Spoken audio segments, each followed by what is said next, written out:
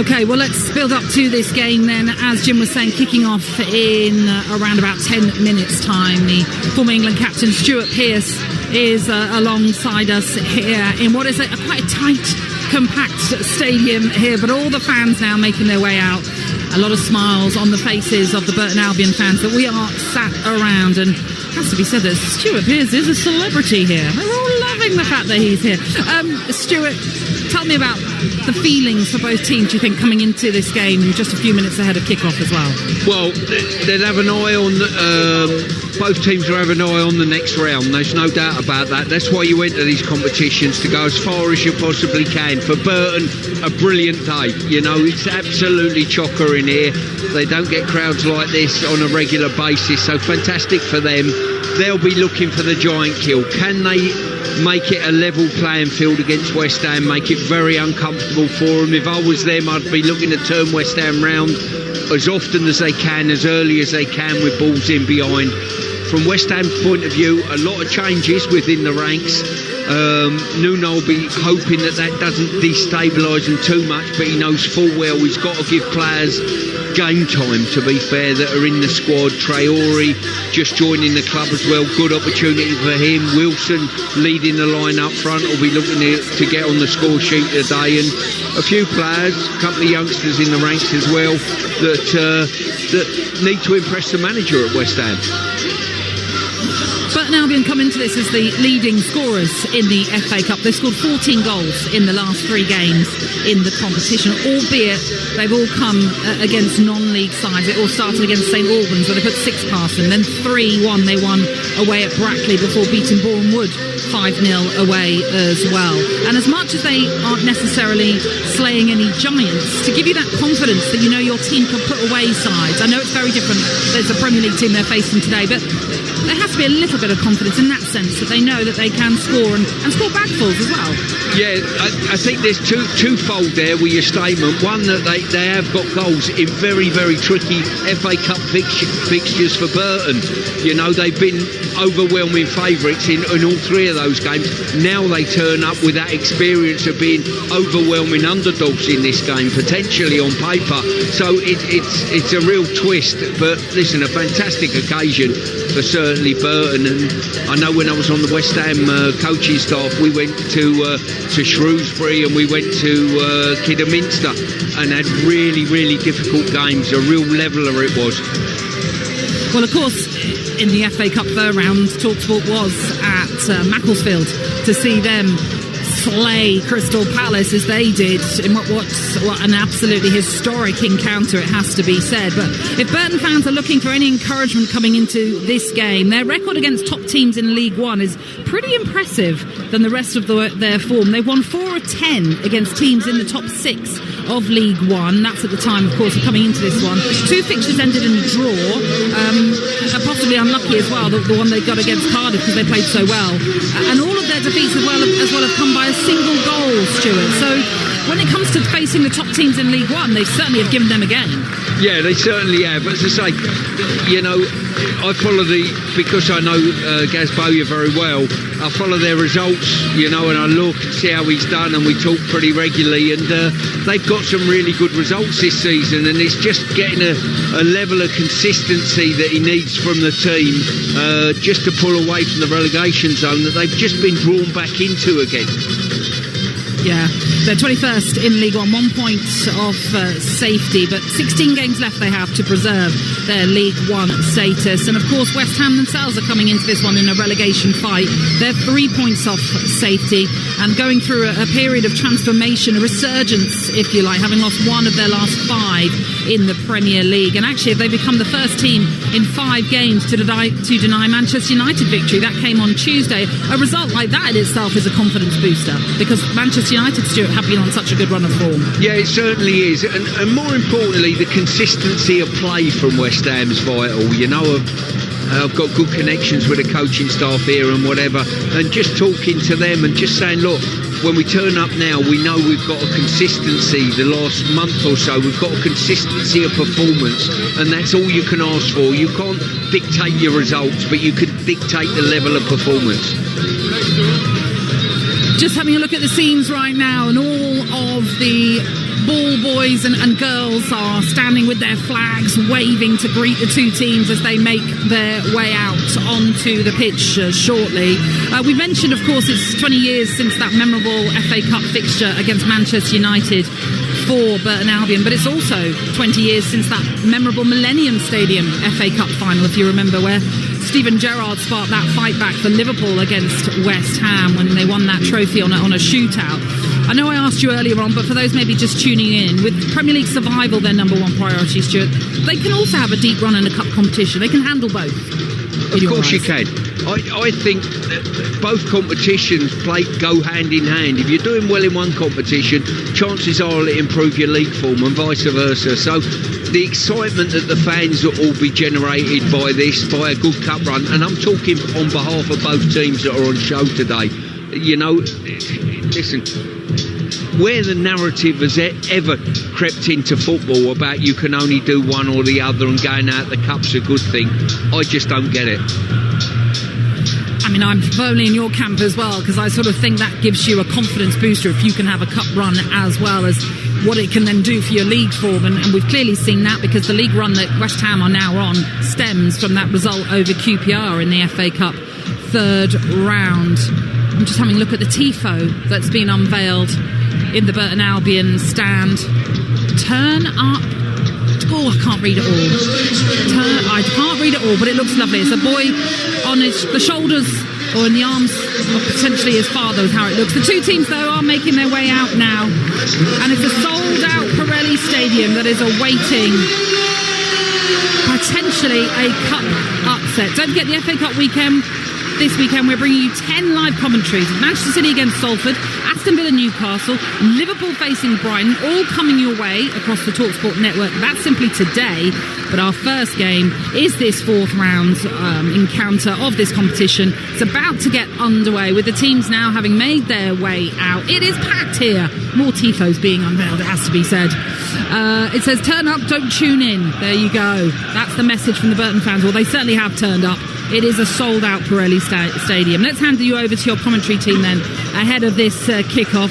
The former England captain Stuart Pearce is alongside Jim Proudfoot. Natalie, thank you, and a very good afternoon to you from Staffordshire, where an FA Cup tie under clear blue skies provides a temporary respite from the enveloping gloom of a pair of relegation battles. This is the biggest cup tie they've seen here in Burton for 20 years, since that famous FA Cup draw with Manchester United, when the non-league Brewers were firmly pinned on the footballing map. Everything you see here today really springs from that day. But 2 decades on, they still wait for their first top-flight scalp in this competition. But our Hammers fans in the East Stand away to our right will also be glad for the change of scene, but mindful of how ties like this can pan out. Because twice they've lost to third-tier opposition in the last 8 years. Matches at Wimbledon and Wigan that still linger in the memory, as does the near miss at Kidderminster. Well, today they make 10 changes. Mavropanos, the only man retained. Burton's one alteration to the side that drew at Port Vale last time out sees Jack Armour come in for Alex Hartridge, whose long throws will be sorely missed. So the Brewers have Collins in goal, Godwin, Malife, Van Kooten and Armour, Lofthouse, Evans, McKinnon and Revan, and Krubeli behind Beasley and the impressive Tyree Shade. By all accounts, they turned down £1 million bid for him in the January transfer window.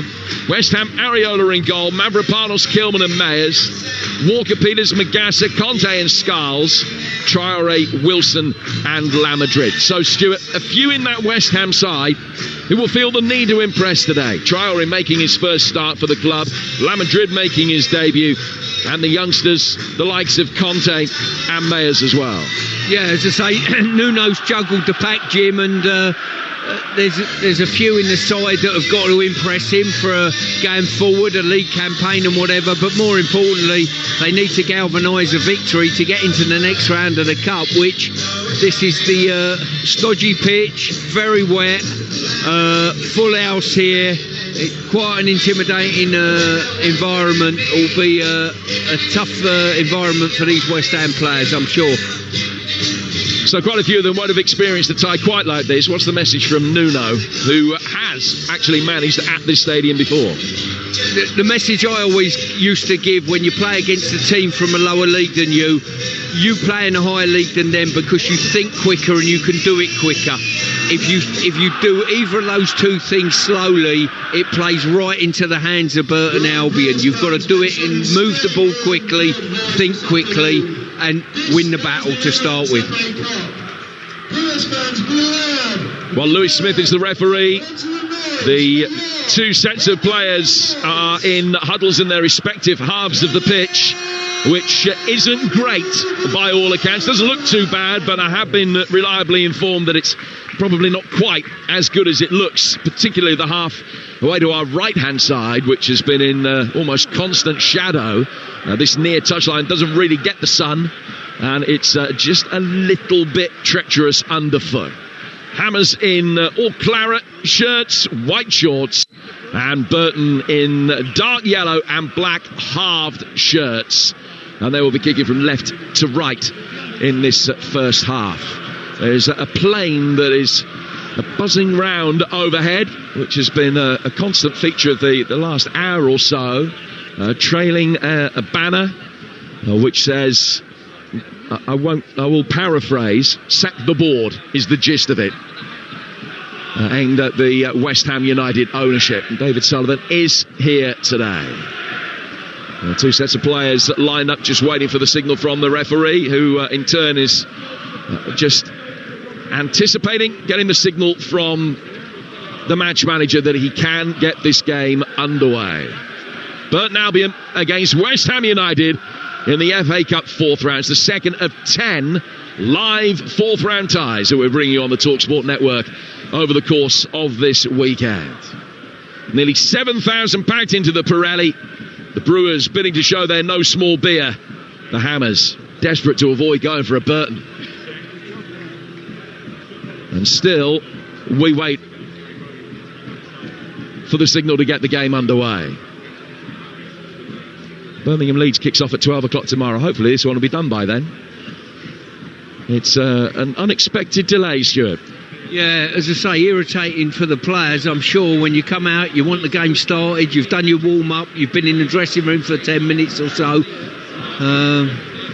done the normal handshake with the opposition, and all of a sudden we stood around waiting around, and I think the reason why it stopped is they're repairing the goal to our right, aren't they? So until that gets sorted out, this game will not kick off. Yes, the assistant referee, this near side, Alex James, has just gone into the goal net away to the right-hand side. They did the routine checks and he didn't like what he saw, so they're just having to try and patch up a hole that is on the inside side netting of Alphonse Areola's goal away to our right-hand side. Burton today hoping to reach round 5 for the first time in their history. Their only previous fourth round tie at Burnley back in 2011, a game that they lost 3-1.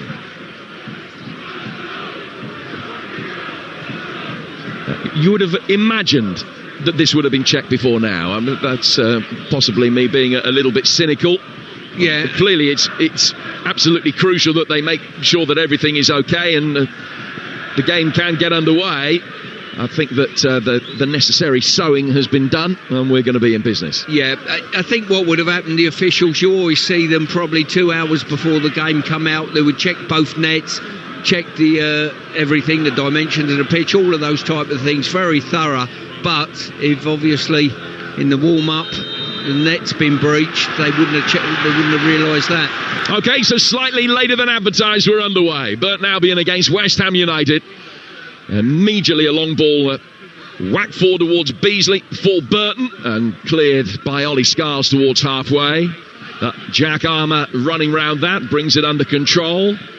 Plays it back for his goalkeeper, Brad Collins, who played in the semi-finals just a couple of years ago. He was part of that Coventry City side that had that wonderful run to Manchester United to penalties, you'll remember, in the semis.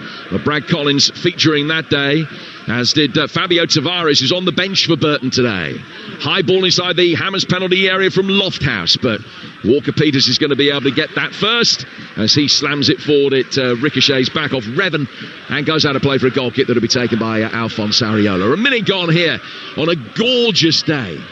Just a little bit of wispy cloud overhead. You can see some jets tracing a path 30,000 feet above us.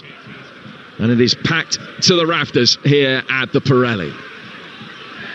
And Burton Albion making a decent start here. The ball played down again for Lofthouse. Worked up the right-hand touchline.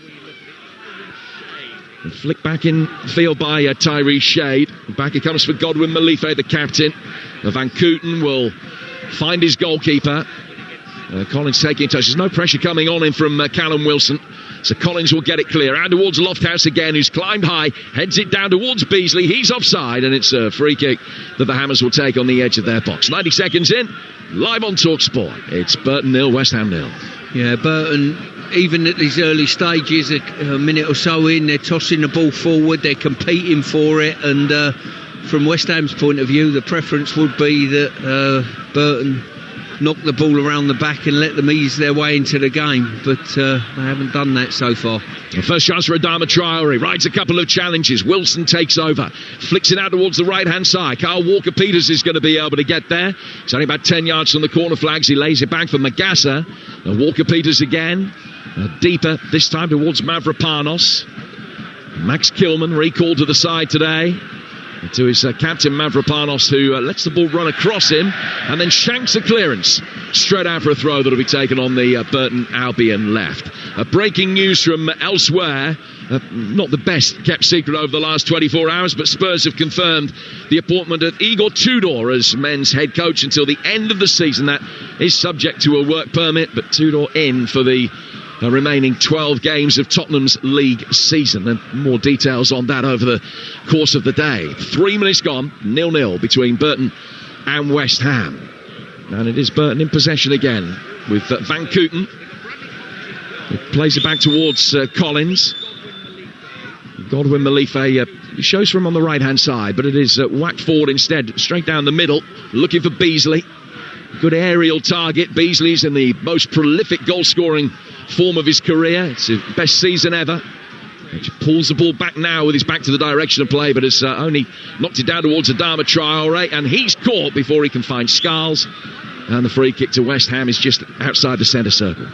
Yeah, as I say, Burton competing for everything as you would expect, and that's got to be their leveller. I'm sure Gary Bowyer would have said to their players, we need to win all these 50-50 challenges, make it as uncomfortable for West Ham as possible.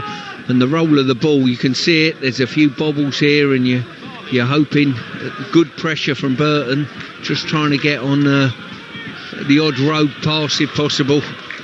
So how do you deal with that as a player when you don't have 100% certainty with how the ball is going to run, because that's something that West Ham won't be used to? Well, the bottom line is you give, when you're passing a ball to one of your colleagues, you give them the best possible ball. And on a pitch like today, Jim, you give them that extra yard or so time to take any control problems out of the ball. And if you're uncertain at all, my proviso as a defender will be, I'm just going to toss it in behind your defence if I'm a little bit tight in any way, shape or form. Well, in terms of the early possessions, very little in it, 50-50. Neither side able to get the ball down and play up to this point, and neither goalkeepers had anything to do. The ball cleared again into the pop side over on the far touchline, the covered terrace that runs the entire length of the pitch. The northern end of the ground. Ball just worked forward now, down the left by Armour. Hammers struggling to get it away from the edge of their own penalty area. Played down neatly towards Lofthouse, the Burton right wing back, will take it on, try and get past Scholes. He's got it in, and it's cannoned back towards Beasley, who threw a right foot at it. West Ham clear from the foot of their post. That's the best moment of the game for either side so far. Yeah, it certainly was. Great ball across the face of the goal, and it was just helped round the corner. But a good block eventually. I don't think they knew too much about it, but a good block by the West Ham backline. And now Lofthouse tries to get in again, but Scarles was there first. A few muted appeals that he's been brought down, and it should be a penalty. not from the player himself significantly. Kante getting the ball forward towards Traoré, who's on the right of the front three in a 3-4-3 for West Ham today.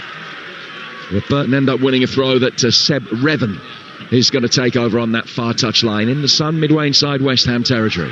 Yeah, West Ham not up to speed at the moment, I don't think. Losing too many 50-50 challenges, I've got to say, and they're competing for everything, Burton, and putting the back line under pressure. Mahma's got it again and has been fouled this time by Magassa. And that will allow Burton the first opportunity to load the penalty area and have an attacking set piece. So it is the cue for Van Kooten to come forward. Godwin Malife will as well. Van Kooten wearing 5, but walking forward with real purpose towards the penalty spot. Lofthouse stands deeper than him. The edge of the penalty area, JJ McKiernan waits patiently on the D for anything that might be half cleared in his direction. Certainly haven't loaded the penalty area, Burton, here, but what will they be able to do from this in-swinging delivery from the left? Ball just very subtly repositioned before it's going to be driven in here. McKinnon also making his way inside the box now. The low flat delivery was half cleared by Walker-Peters and then whacked back towards goal, but the shot, they cut across it and Areola can watch it wide from Revan. Still 0-0. Yeah, as I say, decent ball in, slightly low, but they had a player there to get first contact. He's missed it when it was cleared to the edge of the box. I think it was Bevan who ended up hitting the strike, but just cut across it slightly. There is certainly experience in this Burton side. Seb Revan has made one appearance in Europe for Aston Villa in his career, at the start of his career. Godwin Malife, the captain, lays it back for Collins. And then Beasley involved in a real wrestling match there with Kilman. Advantage played by the referees. It's swept on and McKiernan will try and take it on. Who got the last touch on that? It was he rather than Scarles. So it goes out of play for a West Ham throw. But surely Burton would much rather have had the free kick there as Kilman was wrestling with Beasley. Yeah, it looked like a free kick to me. Whether the referees played on there, I'm not sure. But certainly some tugging, and they've made it, these two strikers, Beasley and Sade, have made it very, very uncomfortable for the back line of West Ham. West Ham again will clear. Van Kooten, time to judge the header, which he sends forward again. Well brought down by Shade. Down towards Godwin Malife. Right-footed ball hooked inside the penalty area. Beasley comes across, chests it down. Appeals for a penalty, waved away. Gary Bowyer absolutely incensed. He was convinced that his man was pushed over there. Hammers work it forward long towards halfway where Van Kooten gets it away from Wilson. There is no VAR, remember, in the fourth round of the FA Cup. Revan gets the latest ball in and Areola can drop onto that, but should that have been a penalty? Well, I think the answer to your question, Jim, is probably a yes, to be honest with you. I mean, it looked as though it was a strong challenge in the back, and well, the referee was adamant and waved it away. West Ham with some physical defending in the early stages. Scarles. Nice first touch from La Madrid, who chested it down, and the Venezuelan worked it back down towards the near touchline for Wilson. And within a yard of this touchline, it's very difficult for players to judge how the ball is going to go. It's a very rutted surface. Difficult to judge. Wilson just holding that one up. Back it goes for Kilman inside the centre circle. West Ham already know that they're in a game through the opening 10 minutes here on Talksport. Jim Proudfoot and Stuart Pearce talking through the action. So much live football to come for you over the course of the rest of the weekend. As Mavropanos lays the ball back for his goalkeeper Areola. And he'll get it out towards Kilman. No pressure on the ball as it's worked through the midfield to Kante, wearing 55, the West Ham United youngster making his full debut today. Now Magassa. Back for Mavropanos. He'll take a touch outside his penalty area and then drive it forward down the right-hand side. Adama Traoré finding himself up against Armour. Armour with his hand in the back of Traoré, who's held up the ball well. Walker-Peters now on the scene. Rolls his studs over the top of the ball, sends it down the line for Traoré. Back for Kyle Walker-Peters again. And halfway is Mavropanos. Deeper still, Max Kilman in his yellow boots, who takes a touch and plays it back for the Greek international Mavropanos, captaining the side today. Down the line towards Adama Traoré. Chance for him to try and run at Jack Armour. Gets down towards the corner flag, but the cross when it comes in was way high and just sails over the goal, straight out of play for a goal kick that will be taken by Brad Collins for Burton, who will be delighted with the foundation that they've laid. Not too happy with a couple of refereeing decisions through the opening 11 minutes. No, indeed, a real big call for a penalty there that will be interesting to watch that one through again. Personally, it looked like a pen to me, but waved away. And then Traore just darting on the outside. He's normally foot perfect with his crossing, to standing him up at the far post. Whether he's taken a bobble on this pitch, who knows. Collins getting it away. Forward towards halfway. Scars going up with Lofthouse. McKiernan picking up the seconds. Helped down the right-hand touchline by Godwin Malife, who very nearly got a face full of camera, but was just about able to get it away and stay out of harm's way. And now Mavropanos will work it out towards Carl Walker-Peters. At least that was his intention, but Tyrese Shade read it. And Shade coming in towards the edge of the box, trying to chop it back onto his right foot and find a pass inside, but he got it all wrong. Now West Ham bring it away again with Conte. Down from him to Scarles, who showed too much of that to Krubeli, who then appeared to have been fouled, was on the deck, picks it back up, running towards the edge of the penalty area.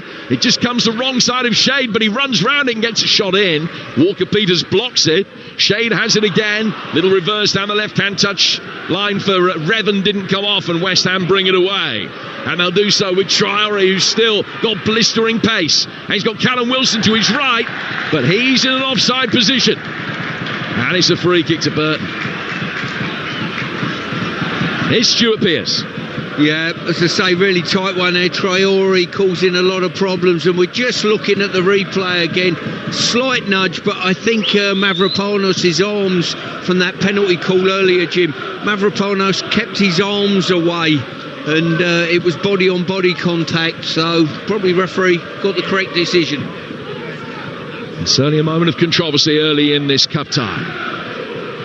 And it remains 0-0. Couple of games in League One just underway. Reading, Wycombe, Stevenage, Huddersfield, and Barnet entertaining Cheltenham in League Two. We'll keep you informed with all of the goals as they go in. Burton have got a big game coming up in the week. Second bottom Rotherham coming here on Tuesday. Burton themselves in the bottom four, desperately hoping they'll have Charlie Webster back either for that game on Tuesday night or for the weekend match. He's been a big miss over the last 15-16 games with the ankle problem that he's had. Scarles on the West Ham left, trying to turn it back infield. Lofthouse, now Krubeli taking over, and he's just been fouled there by Conte, who kicks the ball away. Sensible officiating, I think, from the referee, who turned a blind eye to it. The free kick on halfway to Burton Albion. Good, solid start from the Brewers, and Nuno might just be a little bit concerned. Yeah, the way this game's panning out is your typical FA Cup tie. Burton playing a lot of long balls forward, competing for everything. Just been a little bit short of that final pass in and around the final third. Traore, on the other hand, has looked at a handful when he's run with the ball. Van Kooten sends a free kick out towards the left-hand side of the penalty area. Magassa clears it from the edge of the box. Godwin Malife helping it on, making a run down the right-hand touch line. West Ham bring it away. La Madrid ran into trouble. Burton working it forward. Godwin Malife has it again. And he will come forward towards the edge of the penalty area. Into the feet of Lofthouse, who turned. Mayers was there to clear. Headed by the retreating Evans. Did well to take a couple of hasty steps back, the former Wrexham man, to nod it down and get Burton on the front foot again for a throw that Tyrese Shade will take on the right-hand side. They've had good possession. They've had it in good areas as well. They've been more than happy to take it to West Ham. But probably the majority of the game has been played away to our right-hand side so far. Yeah, that's without a doubt, Jim, and what they've done extremely well as well. Every time West Ham have been in possession of the ball, they've had 2, sometimes 3 players ratting around and turning possession over again. So an opportunity for a long throw, but again there is a hiatus before play can restart. The referee just looking over at the fourth official for the signal that everything is okay. There's a little bit of action over in the front couple of rows of the stand over on the far side. That's not a medical emergency. Yeah, I can see a couple of high-vis jackets. Long throw is swept inside the penalty area, and coming to meet it was Evans that got the touch. It just flicked off him and goes out of play. Hopefully not too serious over on that far side. There's not a huge amount of animation, as there often is when it is a major incident, but we are back underway. 16 gone, 0-0 between Burton and West Ham here on Talksport. Kilman stumbling as he launches a 40-50 yard ball forward. Wilson giving a little nudge there by Van Kooten, who then will get to the next ball that's played for by Walker-Peters. Van Kooten's ball straight out of play for a throw. He was in the Stevenage side that won at Villa 3 years ago. Terence Van Kooten, the Guyana international. Ezra Mayers back in field from him for Magassa. Magassa, who's only played about a quarter of an hour's worth of action in the last 5 Premier League games for West Ham, getting his chance today. In fact, Nuno picking all 9 of the substitutes from the other night, along with Mavropanos and La Madrid in for his debut. That's the team that's featuring for West Ham today. Kilman back towards the edge of the penalty area, side-footed out towards Adama Traore. Carl Walker-Peters is past him, but Traore couldn't get the touch that he wanted. Then it's given away sloppily by Magassa, straight to Beasley. Revan, Walker-Peters using his experience, read the pass and was back there quickly. Now West Ham back on the ball in the blink of an eye as Mavropanos goes back for his goalkeeper. 17 minutes gone, and West Ham haven't had a meaningful sight of Brad Collins' goal as yet. No, they certainly haven't. As I say, their biggest threat's coming from Traore. He is the one that Burton must fear and make sure he doesn't get any stride running with the ball. But West Ham have probably played at a pace that suited Burton, and they've taken they have to take an extra touch on this pitch with a slight bobble, and all of a sudden there's Burton shirts all over the top of them. Well, the Hammers have a throw here in an attacking position, almost level with the edge of the stand, about 6 yards from the corner flag. Magassa drives the ball in and wins the first corner of the afternoon, which will be taken on the West Ham United right. The 18 minutes in, and a very slightly delayed kickoff here at the Pirelli Stadium. 0-0 between Burton and West Ham, and a very even contest in these early stages. What will the Hammers be able to do from their first set piece? Ollie Scars goes out to take it.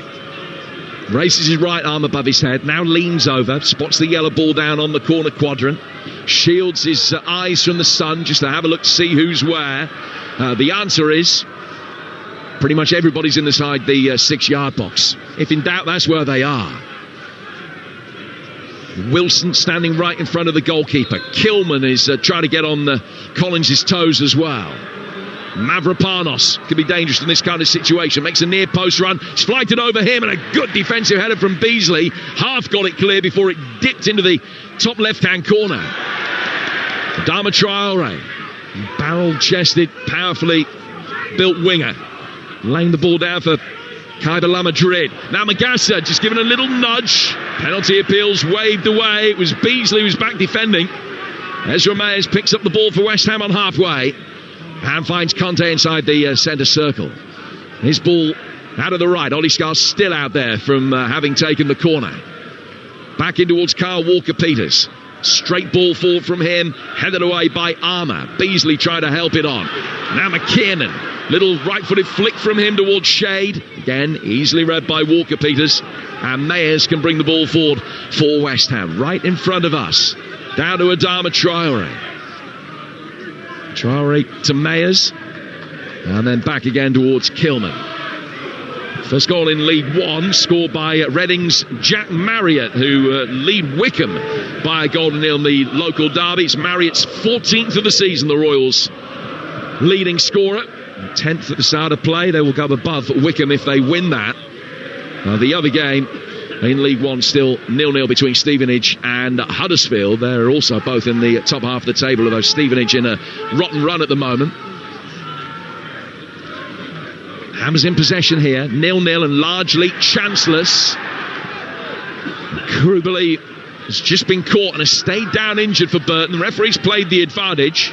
Shade's got the ball at his feet right in front of us, and then taps it out as Adama Traore comes across so that Krubeli can receive whatever treatment is necessary, and that will give Nuno the opportunity to just try and get a few players over. He's already told Lamadrid and Traore to swap flanks back to their original sides. I don't think he's calling the rest of his players over to have a word, but he's not going to be over enamoured with the start that West Ham have made here. No, he won't. As I say, he's relaxed enough to realise this game will take some settling down period, but Burton have been outstanding, I think, for these early 20-odd minutes of the game so far. They've taken the game to West Ham. They've ratted around and put a lot of pressure on that first touch from West Ham players, and they've just failed maybe when they've got in advanced areas, Jim, just to find that pass to free a teammate up. So 0-0 at the moment, extra time and penalties on the agenda if necessary today at the conclusion of this game. It's Game Day Live with Adrian Durham, Kevin Phillips and Chris Iwelumo. All the goals as they go in from the FA Cup and the EFL. Here's Carl Loftus, right-hand side of the penalty area, right through the box. Nobody could get there. Revan's going to be first to the loose ball, but he's over on the far touchline now. Armour making a good run past him. And tracked every step of the way by Magassa. And he goes out of play for a goal kick. It's just been flicked back into Jack Armour. And out for a goal kick that'll be taken by Alphonse Areola. Midway through the first half, Burton 0, West Ham United 0. 3 o'clock over on Talksport 2. Manchester City Salford. Salford looking for revenge after being on the wrong side of an 8-0 defeat in that fixture in the FA Cup last season. And then 2 more live FA Cup games for you tonight. 5:45, Villa Newcastle and Liverpool Brighton at 8 o'clock. And that is just today. I'll tell you what's coming up tomorrow and Monday presently. And Max Kilman's got the ball at his feet, comes outside the penalty area, lays it down for the Dreadlock Mayers, returned by Godwin Malife, brought under control then by Lofthouse to Shade, keeping the ball close to his right foot, right on the touchline, but in the end it's just rolled over the line, and Scarles is down injured, holding his left ankle, and he's going to need a little bit of treatment. And some of those on the West Ham bench looking at the referee, not happy with the fact that a free kick wasn't given their way for that challenge on Ollie Scarles. A little bit stop-start over the last couple of minutes, Stu. Yeah, it is. And I think West Ham are playing into their own problems a little bit here. Big kicks by the goalie. Scholes not winning the first header, then it bounces over the back of Myers, and then all of a sudden they're on the back foot and chasing Burton players going into their box. You've got to win those headers. If you don't win them, especially at places like Burton that have come up and ready for the fight and buoyed up for the game, you're going to have a big problem. You can see why in the early stages of this game Burton have had a better record against the better teams over the course of the season in League One. I mean, it's a frightening statistic that they played 7 games against other sides in the bottom 5 and haven't won any of them over the course of this campaign, and yet against the likes of Stockport recently and Cardiff, who they drew 2-2 with here, they have been good, and they've been able to rise to the occasion. Yeah, they certainly have. They're an awkward side to play against. It's my first time that I've seen Burton live this year, and they'll be an awkward team. You're up for a battle. They're going to compete for every ball, and they won't give you a lot of time to settle on the ball, and they've been brilliant at that, at disrupting the game. And Scarles being helped back to his feet. I think he is going to be able to continue. Coming up tomorrow in the FA Cup on Talksport. These games back-to-back. Birmingham Leeds at 12, Oxford Sunderland at 2, and then Arsenal Wigan, our Talksport exclusive, at 4:30 tomorrow afternoon. We're also at Grimsby against Wolves. Grimsby hoping for a second extraordinary day in the Cups over the course of the 25-26 season. That's over on Talksport 2, kicking off at 1:30 tomorrow lunchtime. Malife back for Van Kooten. whose ball forward towards the edge of the West Ham penalty area sailed over Mayers' head. Beasley came to make life difficult. Mayers recovered, smacks it into the Burton man, and it goes out for a goal kick that'll be taken by Areola. This game just drifting at the moment. Burton will be happy that the status quo is being maintained. And Alphonse Areola spots the ball down. The FA Cup fourth round weekend concludes Monday night. Back at Macclesfield. Can they do it again? They've got Brentford this time. Keith Andrews' men in fine form. But they go to Macclesfield Monday night on Talksport.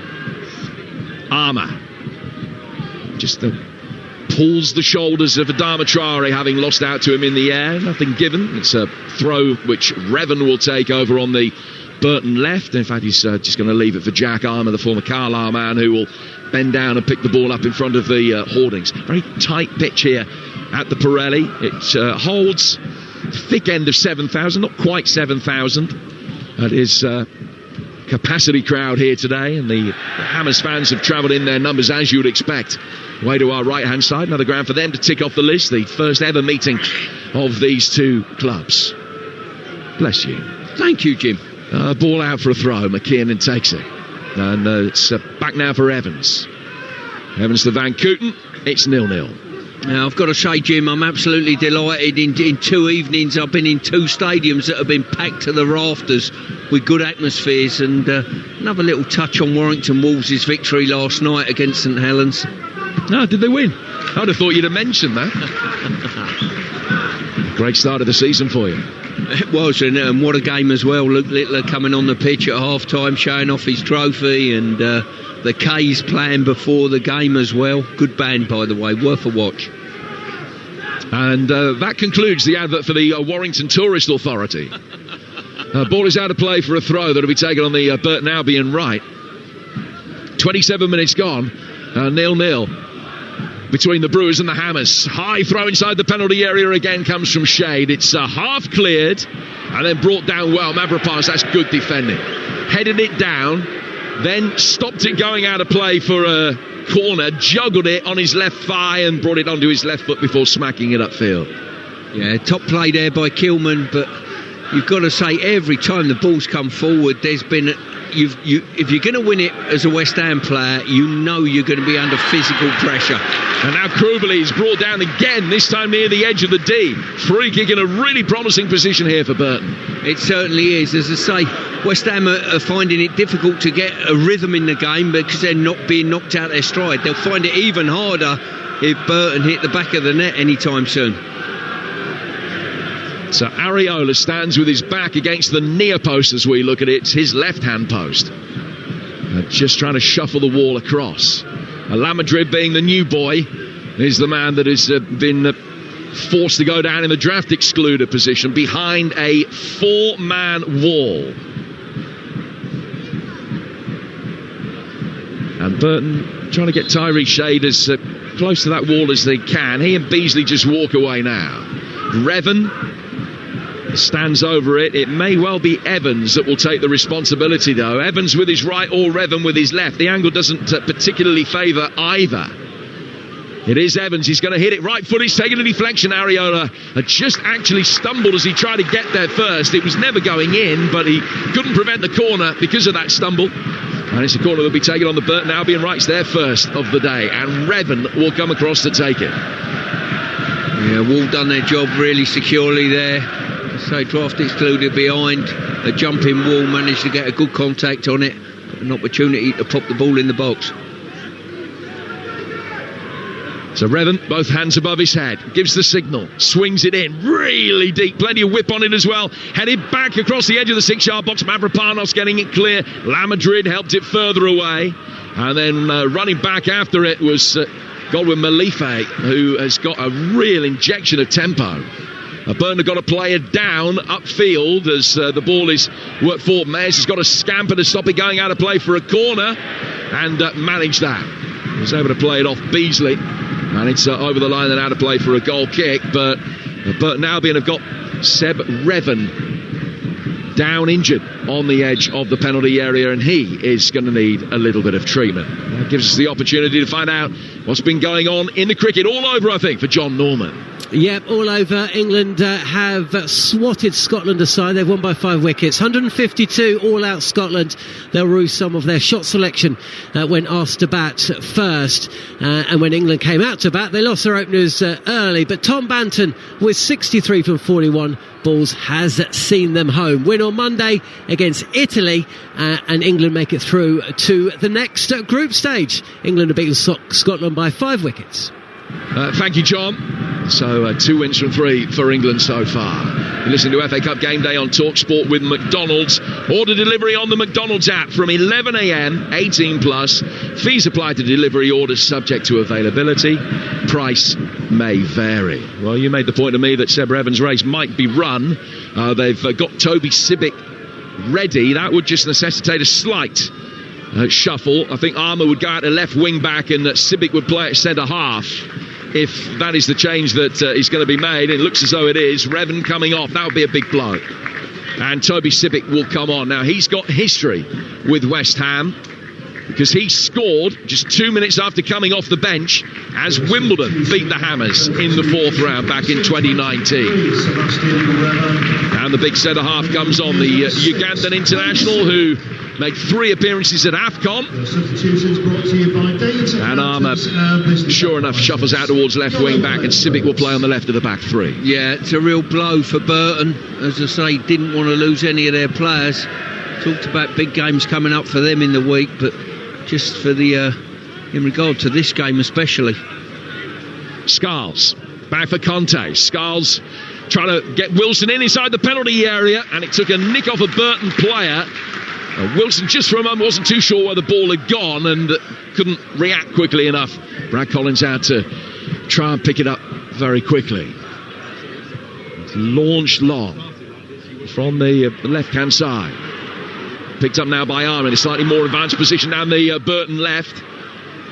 Good turn inside the penalty area from Shade, who's had a really good start. Right-footed shot, deflected high up in the air. Beasley attacking that. Kilman's arms over him.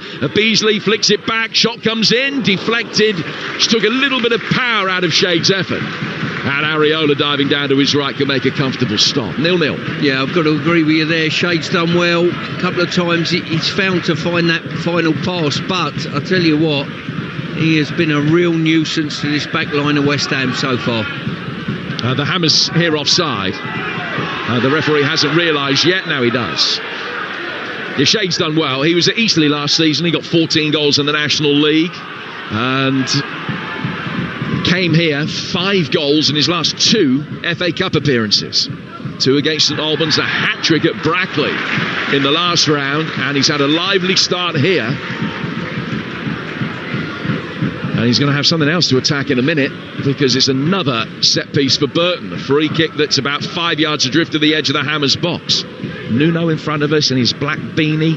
He's got his arms folded across his chest and now turns around almost Wurzel Gummidge style and has them out broadly, looking at those in the West Ham dugout. Not happy at all with his performance, Nuno. The only saving grace at the moment is it's 0-0. Might not be for long because this is a free kick in a promising position for Burton. 11 to go to half-time. Evans again, standing over it, right-footed, clipped in very deep. Easy for Areola, though. Needed to start it slightly wider of him than that. And the French international catches it and then runs to the edge of the penalty area. He's almost at the full limit of his 8 seconds before he bowls it out for Kilman, who's going to be able to get West Ham on the front foot. Yeah, I've been a little bit disappointed with Magassa and Kante in the centre of midfield. I don't think they've got to grips with the pace of the game, and they've certainly not dictated the tempo of it for West Ham at the moment. While we're on the Wurzel Gummidge story, how is Deckers? He looks a bit chilly along the line from us. Yeah, producer Decker, he's in good form.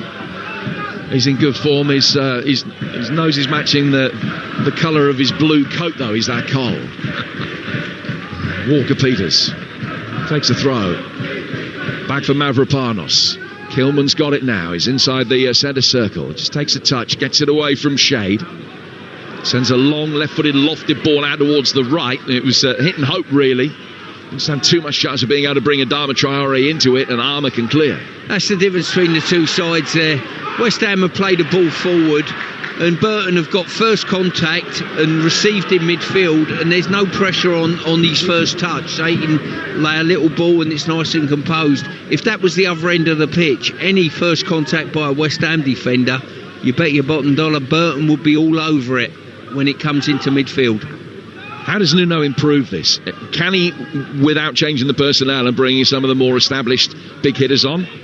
Well, you hope that your team will find a way of getting a goal which settles the game down totally, that clash between one side and the other. But at the moment, you really couldn't tell which team were the Premier League, and that's probably the biggest compliment I could play to Burton at the moment. They're the team that looks as though they're going to go the extra mile to win a challenge and make it difficult for the opposition. Jake Beasley's won a throw. The player has scored a couple of goals at Port Vale last weekend, 7 in his last 10 games. And Godwin Malife made his name at Forest Green, taking the throw down the Burton right, and then it's been flicked into shade, both literally and meteorologically. Out of play for a throw that'll be taken on this near touchline by Ollie Scarles for West Ham United. Launched up the touchline, not particularly far. Lofthouse heads it back. Krubeli climbs really high to beat Magassa in that midfield challenge, which come off his head and goes out of play. He's caught the eye. He's only 17, just made his full league debut back in December. It's only the 7th senior start of his career today, Suleiman Krubeli. It's probably only 5'6", 5'7", but he's lively. He's just playing in a role behind the front two in the 3-4-1-2 formation. La Madrid getting it for West Ham. Now Callum Wilson, right-footed effort. Easy for Collins. Steps across, gets his hands behind it and beats it into the ground. Wilson's eyes lit up for a moment. An effort 20 yards out, but he couldn't beat Brad Collins. Didn't come close to it. Well, I think he's given a free kick against the referee for holding on too long. No, I think, he's given a corner as Collins caught the ball. And the referee saying, well, I gave you the count of 8 seconds. You didn't get rid of it in time. And so it is a West Ham United corner. I think that's really harsh because Wilson's very cute here. He's taking a position a couple of metres away from the goalkeeper and almost putting pressure on him, fielding the ball back into play quickly. So I think that's a tough call. Have you seen it before? They brought the rule in at the start of the season. I think it's the 3rd time I've seen it happen in the stadium. It's very rare. Yeah, it is. And I mean, to my eye, the goalkeeper didn't seem to be hanging on to that ball too long and looks to want to release the ball into play quickly. Scarles takes the corner. It's lofted out to the far side of the penalty area, back in from Magassa and cleared by Van Kooten. Shade will chase after it. Mez is there first. Second ball won by Krubeli. And he's really frustrated with himself that he couldn't play a pass with a little bit more quality to give Tyrese Shade something to chase. It's gone out of play for a West Ham United throw. Yeah, that's probably the missing commodity from Burton, I would say. You know, there was a great opportunity there to free up Shade, but he just missed the pass too much. Mavropanos looking long, punting it down the right-hand touchline. Traore controlling the ball. Sibic, former Wimbledon man, just behind him. Traore forced to go back. Conte and Magassa. Now Mayers, and Mavropanos has missed him. He's just put it over his head, straight out of play in front of us for a throw that's going to be taken on the Burton right. Tyrese Shade was trying to nick 6 or 7 yards and just didn't quite take the throw. He just dropped it as he was just about to throw, because I think the 4th official had told him that he couldn't take it from where he was. Godwin Malife will take it. It's 0-0. Burton against West Ham. 7 shots in the game, and the Hammers have only had one of them, which was the Callum Wilson effort about a minute or so ago that was comfortably caught by Brad Collins. 2 of Burton's 6 attempts have been on target. Possession 63-37 in the Hammers' favour, but they've not done anything with it. Wilson back inside the centre circle for Magassa. Magassa's ball out to Kyle Walker-Peters on the West Ham United right, with 5 minutes to go to half time on an edgy West Ham United afternoon. Van Kooten in the way of the latest ball played forward. Evans trying to take it on. Physical presence from Magassa. Read the game very well there to win it back. Scarles back for Mayers. Mayers to Conte in his white boots. A threat to go back for Mavropanos. Just turned as he did so. Dropped the shoulder to get away from Shade. Lays it out to Adama Traore. Kyle Walker-Peters keeping the width on the West Ham United right. Conte has asked an awful lot of him with a ball that's sent down the touchline. Goes out of play though, cleared by Sibic for a throw that'll be taken on the Hammers right. Yeah, I think he really is going to be the key to them, Traore. Over the last probably 10 or 15 minutes or so, I don't think West Ham have fed him with any decent ball at all, but he's shown the attributes that he can go past people. We know that about him. One of the few in this West Ham team who has played here at the Pirelli before. When Burton were up in the Championship, he played here with Middlesbrough. And Nuno, as I mentioned earlier, managed here with Wolves the following season. Here's Scarles. He's 10 yards outside the box. He's laid it back for Ezra Mayers. Callum Wilson's also played here before. He, in fact, lost here. But when he was at Bournemouth, lost a League Cup tie to Burton. One of the successes that they have had against top-flight opposition, although none of them have come in the FA Cup. Ball played forward here towards Magassa. Laid back by La Madrid. Wilson goes backwards as well. Nuno furious that nobody was taking the responsibility there, but they've still got it. Walker-Peters out towards Adama Traore. Chance for him to run at McKiernan. Pulls it back, edge of the penalty area, and the right-footed shot goes out the ground from Conte. Well, more worryingly, Jim, my car's parked over there, and so is Nat's, actually, which isn't good. I think you'll be all right. I think it's cleared your car. It could be in the brewery down the street. Could be in the brewery in Lichfield, let alone the one down the street. Yeah, Magassa made a really good run there, I've got to say, in the inside left position, and there was a suggestion he was being pulled back, but he sort of lost his footing with no inclination that there was a penalty. 3 minutes to go to half-time. We're expecting 4 minutes to be added on because of that flurry of injuries, one of which saw Seb Revan have to leave the field. Here's Traore. Nice turn from him. One back well in the midfield by Burton's George Evans. Evans slipping into his left-hand side. Beasley. Now, did that hit a hand inside the area? It came off Tillman. Looked like a clear handball. Referee says no. Play goes on. There is, remember, no VAR to check it. Scarles clears. Well, they had what they thought was a good penalty shout in the first 10 minutes. That one looked clearer still.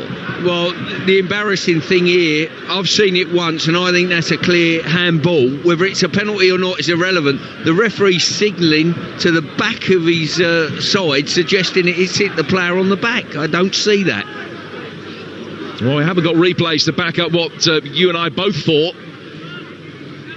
Everyone on the Burton bench thought it as well. Shade's going to take a throw.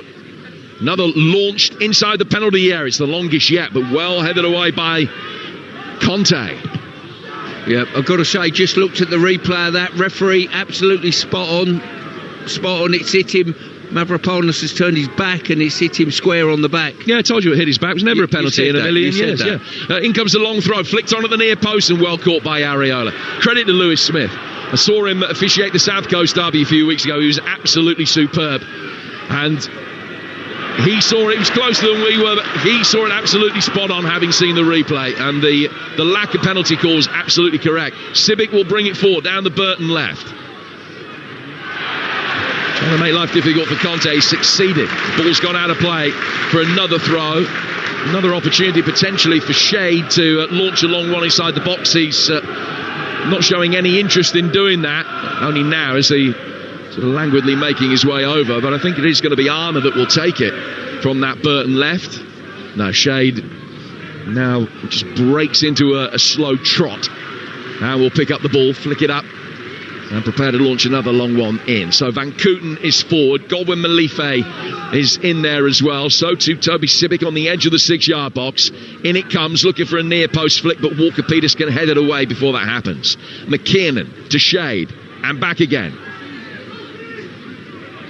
Shea trying to take on La Madrid, works it inside. It's a great little 1-2, and he's offside when he gets the return ball. Conte clears it high.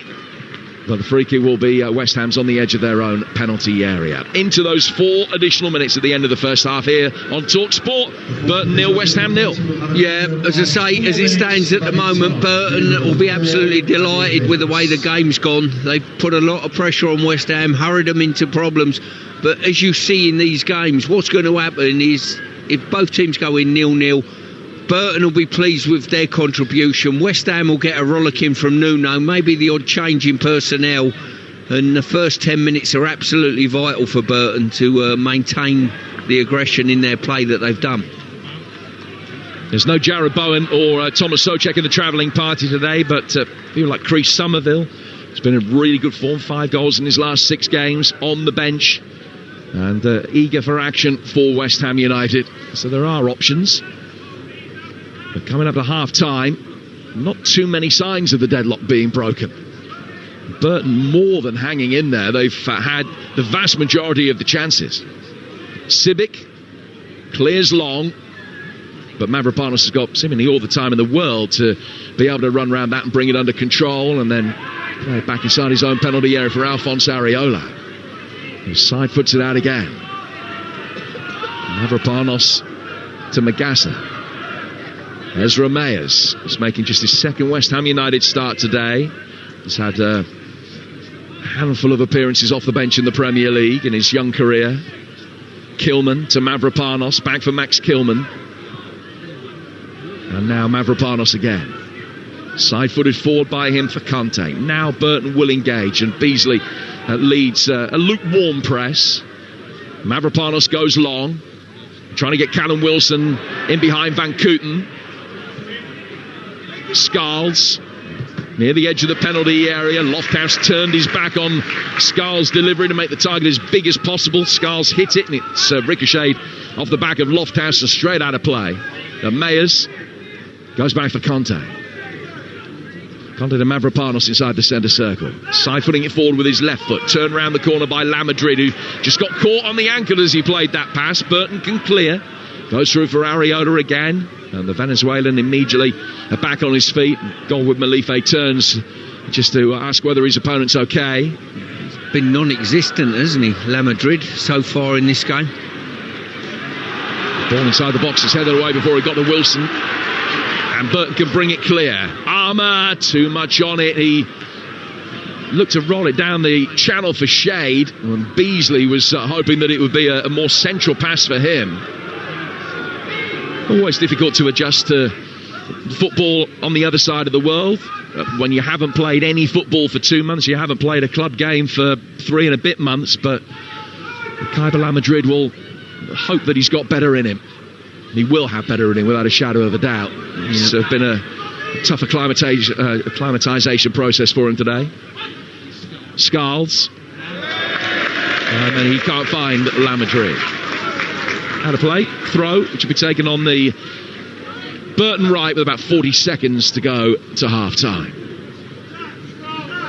Yeah, the plus for West Ham, they're going in without conceding a goal. They've had a lot of pressure on. Not too many clear-cut chances, but a fair bit of pressure on their final third. West Ham can only get better in the second half. Godwin Malife taking the throw down the touchline. Mayers heads it back in field. Krubeli ricochets off him. Evans just chips one over the top. Plenty of backspin on it. Beasley's there before it gets to the dead ball line. Well cleared by Kilman. Krubeli first to that. Conte then winning it back in the midfield, chipping it over the top. Callum Wilson's quick will come out and chase it. Collins looked for a moment as though he was just a little bit too relaxed as he chested it down on the edge of the box. He did get it clear, and that takes us in at half-time at 0-0. Really good first 45 minutes from Burton Albion. West Ham will feel that they have to improve markedly. They've only had one sight of goal, and the Brewers have been impressive. 0-0 at the break now. Jim, thank you very much. Yeah, it might not be the most classic of games in terms of what we are watching and performances, but my goodness, you heard the roar there from the Burton Albion fans once that whistle went. They're delighted with that first 45 minutes. And Stuart Pearce, it has been a comfortable 45 minutes for Burton Albion. Oh, it's been more than comfortable, no doubt about that. The goal's not been under too much pressure. that is for sure. They're winning more and more of the 50-50 encounters between both players. They press brilliantly from the mid-band to their forward line. They've pressed really well, and West Ham have had no time to settle on the ball, and Gary Bowyer will be delighted with this performance. Yeah, in terms of West Ham, I mean, they've offered so very little going forward. That will be a massive disappointment for Nuno Espirito Santo. Yeah, you know that Wilson's got a goal out of nothing in him, but he hasn't been fashioned with the ball to have that option. Traore's caught the eye on occasion with good driving runs, but the longer the half went on, the less impact he seems to have had. La Madrid has been negligible on this left-hand side of their attack, and I don't think the midfield have bossed the game in any way. We'll continue to review this game, of course, build up to the second half, but it's 0-0 at the break here at the Pirelli Stadium then between Burton Albion and West Ham. You're tuning into FA Cup Game Day on Talksport with McDonald's. Order delivery on the McDonald's app. That's from 11 a.m. 18 and over. Fees apply to delivery orders subject to availability. Price may vary. For years, petrol set the benchmark. Hybrids cost more. Efficiency paid extra. Today, BYD reset the benchmark. Electric intelligence costs less than petrol. Advanced technology, real efficiency, no compromises. The BYD Sea Lion 5 DMI Super Hybrid SUV from just $29,995. Find out more and book your test drive at byd.com/UK. Tesco Finest Alderwood Smoked Bacon, the foundation for the ultimate bacon butty. It's why only the finest bacon is traditionally hand-cured with Cornish sea salt, delicately smoked over alderwood and matured for at least 19 days. Layer it between slices of crusty bread and savour its richer flavour. All you have to think about is brown sauce or red. Make your everyday taste better with Tesco Finest. Majority of larger stores. Tesco Insurance are driving down the cost of motoring with 10% off car insurance. Take out a car insurance policy before the 15th of May 2026 and you'll get 10% off with club card prices. We offer a range of cover options, so you can choose the one that's right for you. Save 10% when you buy or renew a car policy with Tesco Insurance. Search Tesco Car Insurance and get a quote direct today. Club card required. Excludes add-ons. T's and C's apply. If we can make investing feel good for them, it's no wonder Which have recommended us 7 years running. AJ Bell, Feel Good Investing. The value of your investments can go up or down. Hello, I'm the new Deal or No Deal scratch card from the National Lottery. The banker called. He doesn't think you have what it takes to beat him. But forget that guy. Play me today and you could be one of millions of instant winners and show that mean old money grabber who the real big deal is. Pick up the new Deal or No Deal scratch card in store today. So extreme, big, play small. Rules apply. 18+. The Guinness Six Nations is back, and you can experience all the action from the entire tournament at your local Green King Sports pub. Every tackle, turnover and try. Every heart-thumping, fist-pumping, seat-jumping second of every single game. They'll do the scoring, we'll do the pouring, you do the roaring. Get closer to the front row and book your seat now. Search Six Nations at Green King, united by rugby. Total football is about teamwork. It's built on trust, support and responsibility. LiveScore Bet sees responsible gambling in the same way. So if you're under the cosh, it's time to slow the tempo down. We've got tips and advice on how to stay in total control of your betting. Visit the safer gambling section of livescorebet.com to learn more. LiveScore Bet, total betting. Bet responsibly, 18+, gambleaware.org. The all-new Velvetizer by Hotel Chocolat. Obsessively engineered for the ultimate drinking chocolate. Hot and now cold. You don't need to know how it melds real chocolate, or how its custom whisk and inner pod ridges create the vortex effect. You don't need to understand how we got there, and that's exactly the point. We've obsessed over every detail, so you can simply taste why it matters. The all-new Velvetizer by Hotel Chocolat. Want to hear something incredible? If you want big slots like Fire and Rose's Joker, Big Bass Splash, Immortal Romance 2, and over 1,000 more, with even bigger offers, like 100 free spins on Sweet Bonanza. Then play Incredible at 32 Red. 18 plus gambleaware.org. New accounts only. Minimum £10 deposit. 10 times wagering. Max stakes apply. Visit 32red.com for full terms. Hi, Jeff Stelling here with news of another supercharged weekend of live FA Cup football on Talksport and Talksport 2. This afternoon, the frenetic football continues with a day rammed full of FA Cup clashes. What a goal! From 3, it's Manchester City versus Salford on Talksport 2.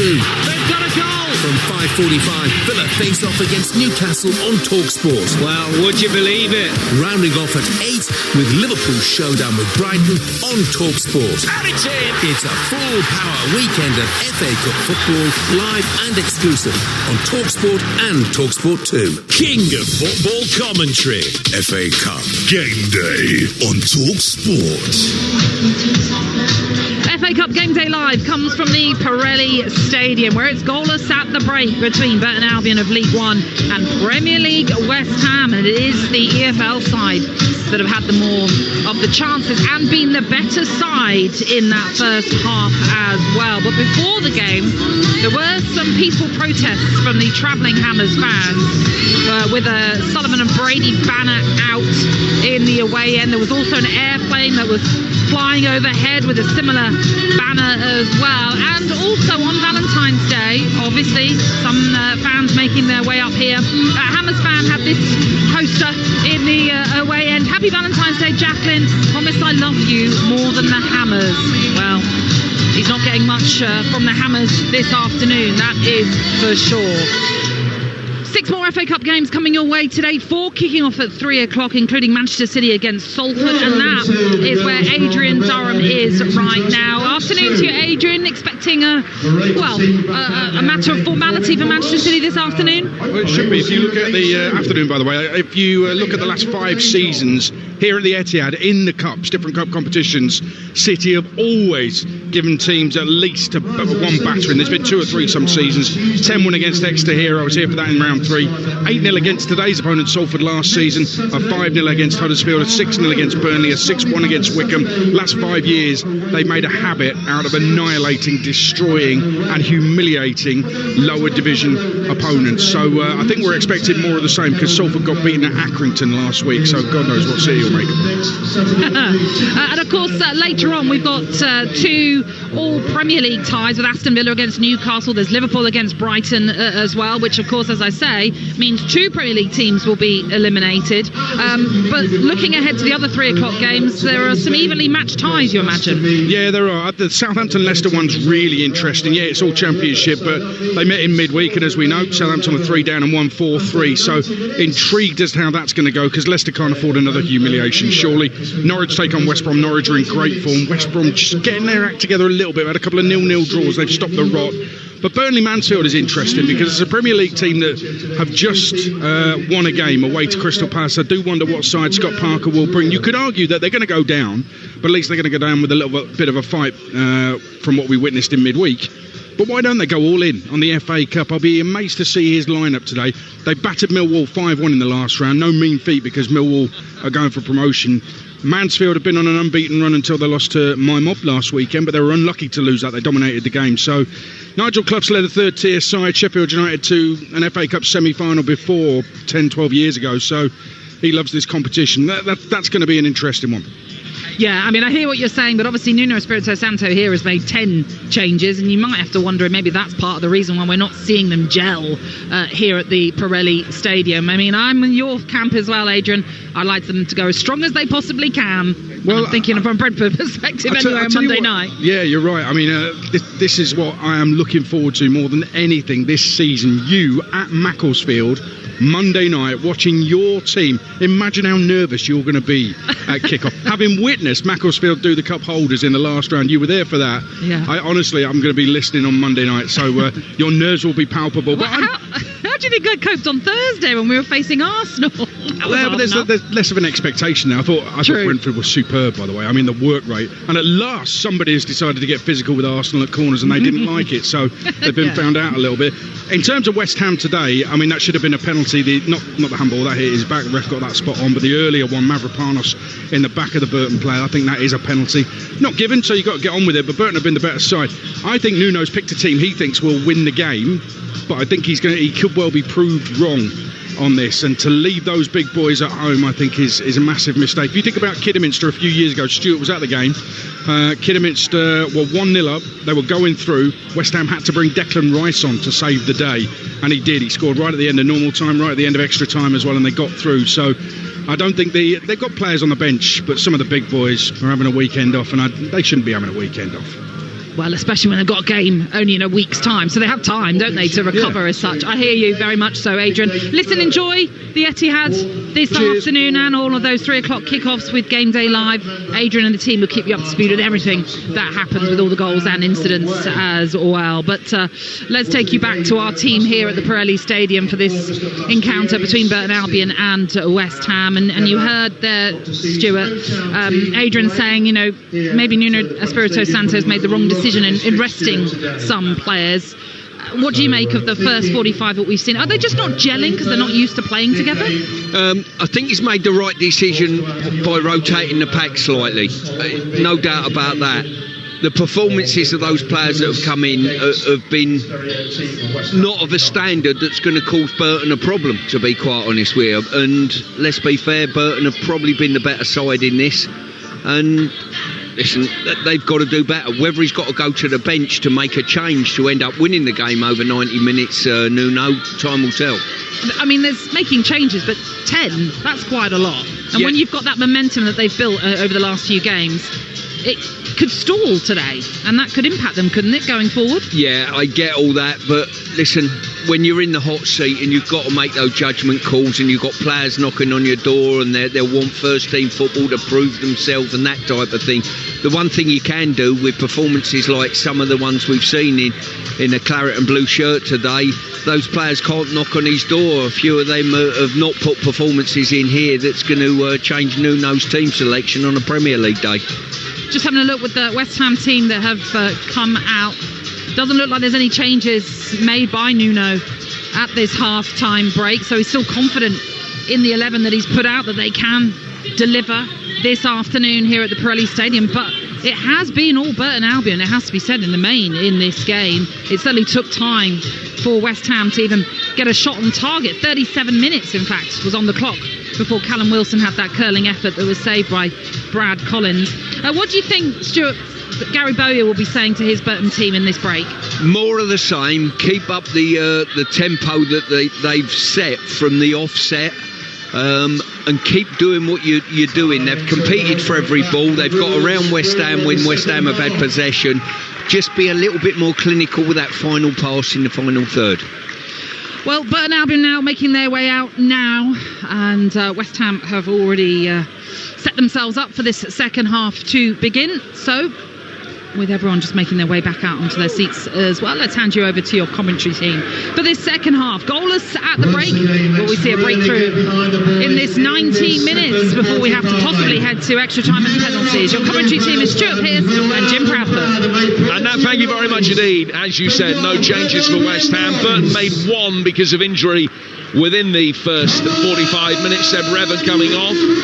So they line up Collins in goal, Godwin, Malife, Van Kooten and Sibic, who came on the back three, Lofthouse, Evans, McKinnon and Armour, and then Krubeli behind Beasley and Shade. West Ham, Areola in goal, Mavropanos, Kilman and Mayers, Walker, Peters, Magassa, Conte and Scarles, Chari, Wilson and Lamadrid. On the bench for the Hammers, Disasi, Somerville, Castellanos and Juve, Wan-Bissaka, Potts, Orford, Ajala and goalkeeper Herrick. Burton can still call upon Chauke, Tavares, Moon, Sraha, Larson, Adom, Cannon and Dudek. Well, we had the break at the beginning of the first half, the break in the net, which saw the first half delayed, and now the start of the second half is being delayed as well. Time to get the kind of extraordinary tactical insight that we pay you for, Stuart Pearce. What did Burton need to guard against at the beginning of this second half?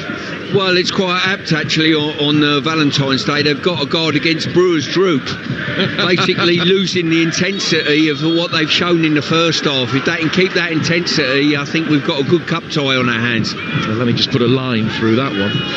The ball is played forward. Sibic from the restart, sending a high ball up through the midfield. Krubeli battling. Lamadrid is in there first. Good energy from him here to win it back as he works it out to the Hammers left-hand side for Ollie Scarles. And then Mayers goes back to Kilman. And now Dinos Mavropanos in front of us. Just side foots it down the line for Carl Walker-Peters, who we spoke to in the build-up of the game. Now Magassa. Forward towards Kaiba Lamadrid. Lamadrid running towards the edge of the penalty area. He's run some 30-40 yards. That his best contribution of the afternoon by some distance. He's laid it back out towards Scarles. With a name like Kaiba, you know he's got a good pass in him, and he was just able to work it out towards Scarles there. Down towards Mavropanos. Walker-Peters. Traore. Going backwards, back inside his own half for a moment, but he found Mavropanos. Gets it back for Areola. Still 0-0. Early stages of the second half. And you can easily make a case for either side winning this in 90 minutes. You can also make a pretty good case, and many were at half-time, for this going to extra time. Already signs and evidence of a little bit more intensity. Hammers trying to play at a better tempo. Great skill on the ball there from Adama Traore. He's past three. He's having his shirt pulled. It was still no impediment for him. Lays it out towards Scarles. That was really good play. Magassa making a third man run off the ball. Conte coming to meet it, but it's laid back instead for Mayers. Mayers back behind square for Kilman. Now to Mavropanos. They've had a real rocket at half-time, haven't they? Well, they've certainly come out and had more possession and sustained possession in the opposition's half, West Ham, than certainly they have. But they're under the cosh now. Because they've given it away, and Shade can bring it forward. Beasley went down. Play goes on. Ball in for McKeon, and he couldn't quite get there ahead of Mavropanos. And he stabs it to safety and plays it out towards Mayers. That's what Burton are looking for, those opportunities on the counter. Yeah, they certainly are getting bodies around West Ham players in possession and making it very difficult for them. Traore losing out this time to Sibic. Mavropanos will chip it out towards Mayers. And Hammers can bring it forward. I mentioned earlier they lost twice to third-tier opposition in the last 8 years. Will Grigg, fiery night for him with a couple of goals in a 2-0 Wigan victory, and then the year after that a 4-2 defeat at Wimbledon. Also knocked out by Championship Bristol City in 2024 and by West Brom in 2020. They had that scare in between times 4 years ago at Kidderminster, where they trailed for a long time and scored in the 90th minute and then the 120th to get it to extra time and then avoid a penalty shootout. They have won their last 5 FA Cup ties against sides from League One or lower, but this one is heavy weather for them at the moment. Signs of improvement in the early stages of the second half. Walker-Peters down the right-hand touchline, chased again by Lamadrid, knocked away by Sibic. Back it will come again with Magassa to Conte, to Walker-Peters, now to Traore. Traore with a good turn. Never lets the ball get too far away from his feet. A player that Nuno knows so well from their days together at Wolves. He's been able to propel a high cross inside the penalty area here. Scarles trying to knock it down for Wilson. It was knocked away from in front of him and then brought back down by Conte over on the West Ham United left. From him to Scarles. Back again for Mayers. Kilman to Mavropanos. A possession much more marked in West Ham's favour at the beginning of the second half. Yeah, they've had a slight change of formation here, West Ham. They're sort of playing Wilson up front on his own and just in behind him, certainly for the earlier part of this half anyway. Lamadrid has just coming from the one width and Traore from the other width, playing in behind Wilson. They've just flattened out slightly. Certainly Traore has. He's gone to his width now, but I wonder whether that's a tactic. Yeah, La Madrid more central again as he picks up possession. The cross comes in from the left from Scarles that is blocked. He's headed it back down towards Magassa. Scarles again on the corner of the Burton penalty area. Possession in the first half was high 60s to West Ham. In this second half so far, very early stages, but they've had 90% of it in the 5 minutes of the second half so far. Walker-Peters has it. You would Talksport 0-0. Conte inside the Burton penalty area, but Van Kooten takes a touch under a little bit of pressure, but very relaxed, just guides it down towards Jack Armour. He was pulled back, no foul.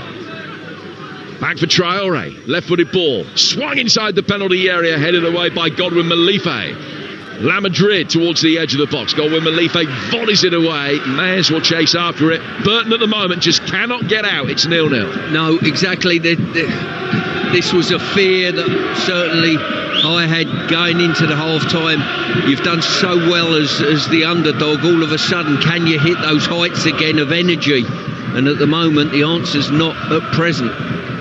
La Madrid being pulled back. JJ McKinnon's got his foot on the ball in the midfield. Can't find Jake Beasley.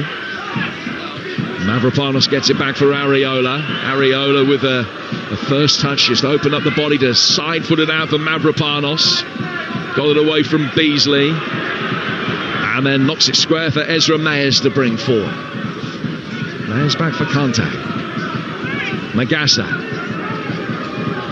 Tall midfielder wearing 27 with white bandage around his right wrist. Plays it in here for Callum Wilson, who's forced away brilliantly. It's fine defending from Godwin Malife, who just gave Wilson a surreptitious nudge to throw him off his stride.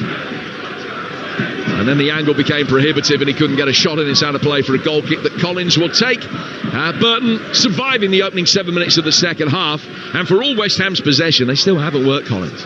No, they haven't. Goalkeeper's been very lightly raced in this game, which they'll be absolutely delighted about. Just looking at the movement there of Wilson, he's such an intelligent player. All these little... He's not received a great deal of the ball in this game so far, but you can tell by his movements, he pulls defenders into areas they don't want to be. Just a free space up in front of him. Very clever. Now Collins' latest clearance is volleyed straight back towards the edge of the penalty area. He finds Traore, whose right-footed shot was immediately blocked by Sibic. McKinnon will try and get it forward. Back it comes again, almost inevitably. Mavropanos towards Traore. Traore being forced back all the time by Sibic, ends up on the deck. There's no foul. Mavropanos on this tricky bit of the playing surface on this near touchline, which is really rutted, very little grass on it, and has just brought the ball under control and lays it back to Areola away to our left. It's 0-0. We played 8 minutes of the second half. Jim Proudfoot and Stuart Pearce talking through the action on a beautiful Staffordshire day. Bit of a Simpsons sky now, if you know what I mean. The bunches of clouds over the roofs of the stand on the far side. A little bit of cloud rolling in. Magassa out to Mayers. Mayers to Scarles and back again for Kilman, who's inside his own half. Takes a touch with his right, then his left, lays it off towards Mayers as he made his way forward towards Shade. Ball played out to Scarles. West Ham stringing the passes together, but in a deeper area this time. Now Magassa's got it. Can't wriggle away from Krubeli, who has pulled him back in the free kick that Conte will take. Yeah, when we got up this morning, we were hoping for a Teletubbies sunrise, but we ended up with a Simpsons sky. It's Conte. Always thought he should have worked for the Met Office with insight like that. Here's Magassa. Traore. Oh, he's done well. He's got away from Sibic. Right across the edge of the 6-yard box, and Scarles coming in at the far post. Can't get on the end of Wilson's flick. He's taking the defensive touch. It's out of play for a corner. Looked as though Burton had been caught square there, but the defending was good enough in the nick of time to get it away from Ollie Scarles. Yeah, this game's chalk and cheese now from the first half. Burton can't get near West Ham. They're moving the ball at a much quicker tempo and making it very, very difficult for Burton. And good defending there has managed to avert any danger. First corner of the second half from Scarles, an away swinger. Mavropanos attacking it, and it's come off shade and goes out of play for another corner. The action in front of the West Ham United supporters in the east stand away to our right. Another corner to be taken by Scarles. La Madrid waiting on the edge of the penalty area. In it comes towards the near post. Conte attacking that one, and again it's put behind by the defence for a third corner in quick succession. Yeah, as I say, pressure building on Burton. They're going to have to sustain this and wrestle back momentum in this game if they want anything out of it at present. Deeper one this time. Mavropanos with a flick header that was caught well by Collins. And then I think it was Conte tried to stop and getting the ball upfield quickly. There was a collision between the pair of them, and it's going to be a free kick, but that was a chance. Good ball in. It was an away swinger. Mavropanos making a darting run towards the near post, powering ahead, but he couldn't work it either side of the goalkeeper, and it remains 0-0. Yeah, this is, I mean, the goalkeeper Collins has been booked in the first half, been hauled up for time wasting when Wilson was sort of semi-blocking his early delivery and a corner given. And on that occasion, Magassa's blocked the goalkeeper, and, you know, you would think maybe there's a booking should have been had for that reason. Here's Jack Armour to Krubeli. McKinnon peels away, but Armour's worked it in towards the feet of Shade on the edge of the West Ham United penalty area.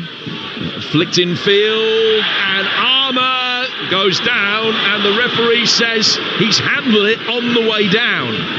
Free kick's gone West Ham's way. Well, I don't think Burton and their fans are too enamoured with that decision. But it gives Burton a slight respite at this moment in time, manages to get them up the pitch slightly.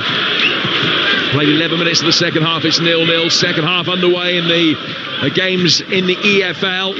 Reading lead Wickham 2-0. It's goalless between Stevenage and Huddersfield, and Barnet against Cheltenham in League 2. And we'll keep you updated. And of course the live action continues over the course of the rest of the afternoon here on the Talksport network. Adrian Durham with the award-winning goal service throughout the course of the afternoon on game day. Kevin Phillips joining the team today. Wilson playing it inside the 6-yard box. Van Kooten can knock that away. Back out towards Kyle Walker-Peters on the West Ham United right. Faced up by Armour. Trying to wriggle his way towards the dead ball line. Hooks it in with his left foot instead. Headed away by Godwin Malife, then by Krubeli. Bit of shirt pulling going on between both Beasley and Conte.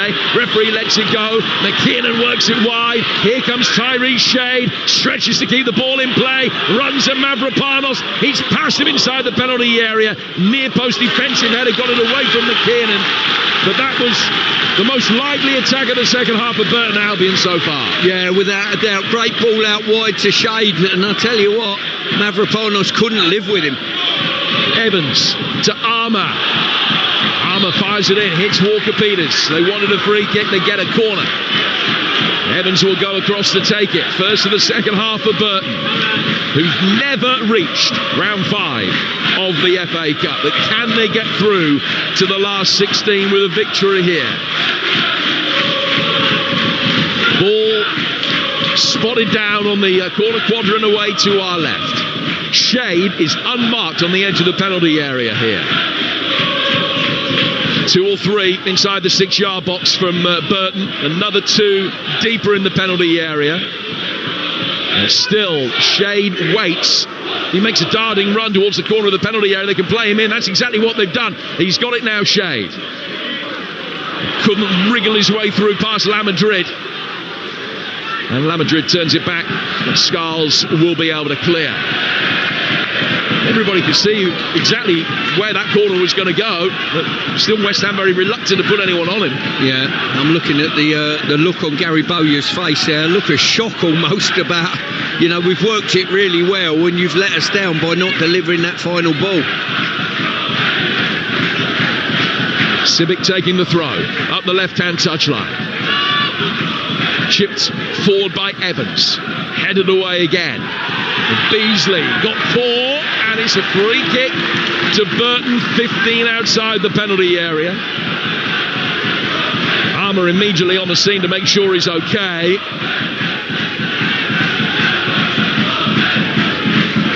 Another situation that threatens some promise for Burton here. And the vociferous crowd in the West Stand away to our left-hand side, ratcheted up the volume in this second half. A couple of yellow flags being waved with real gusto.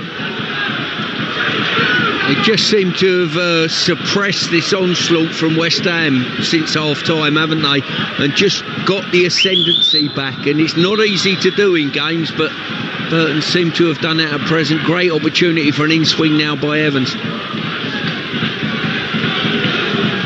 Evans raises his left arm, hits it in, far too low and flat, and easily headed away by Kyle Walker-Peters.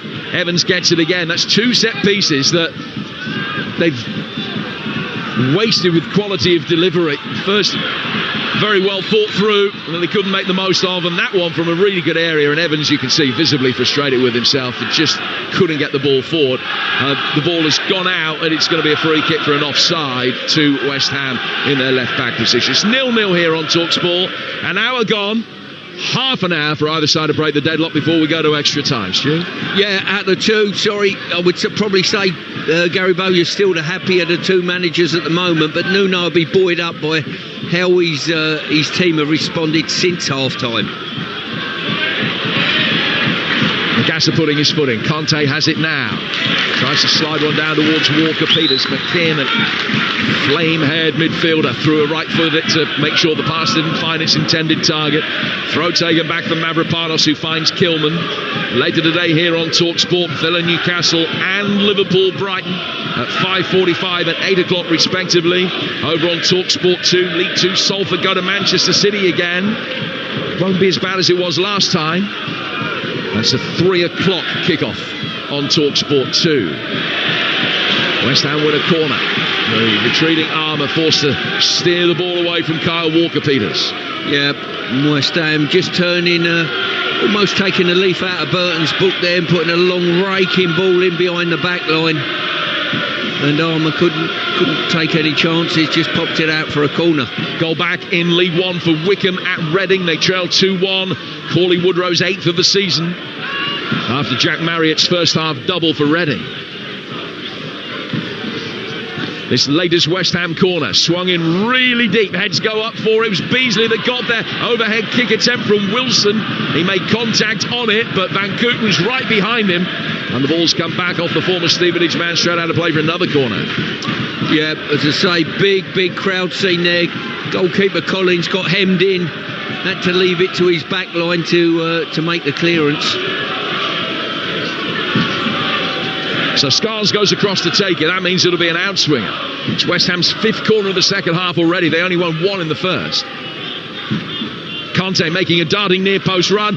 That creates space for Mavropanos, who threw a left foot at it and only sent it bouncing into the ground and straight out of play for a goal kick.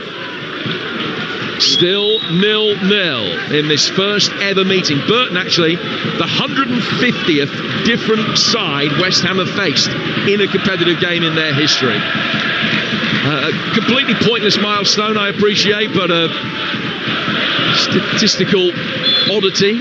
Obviously you read my deadpan face there with that stat, Jim.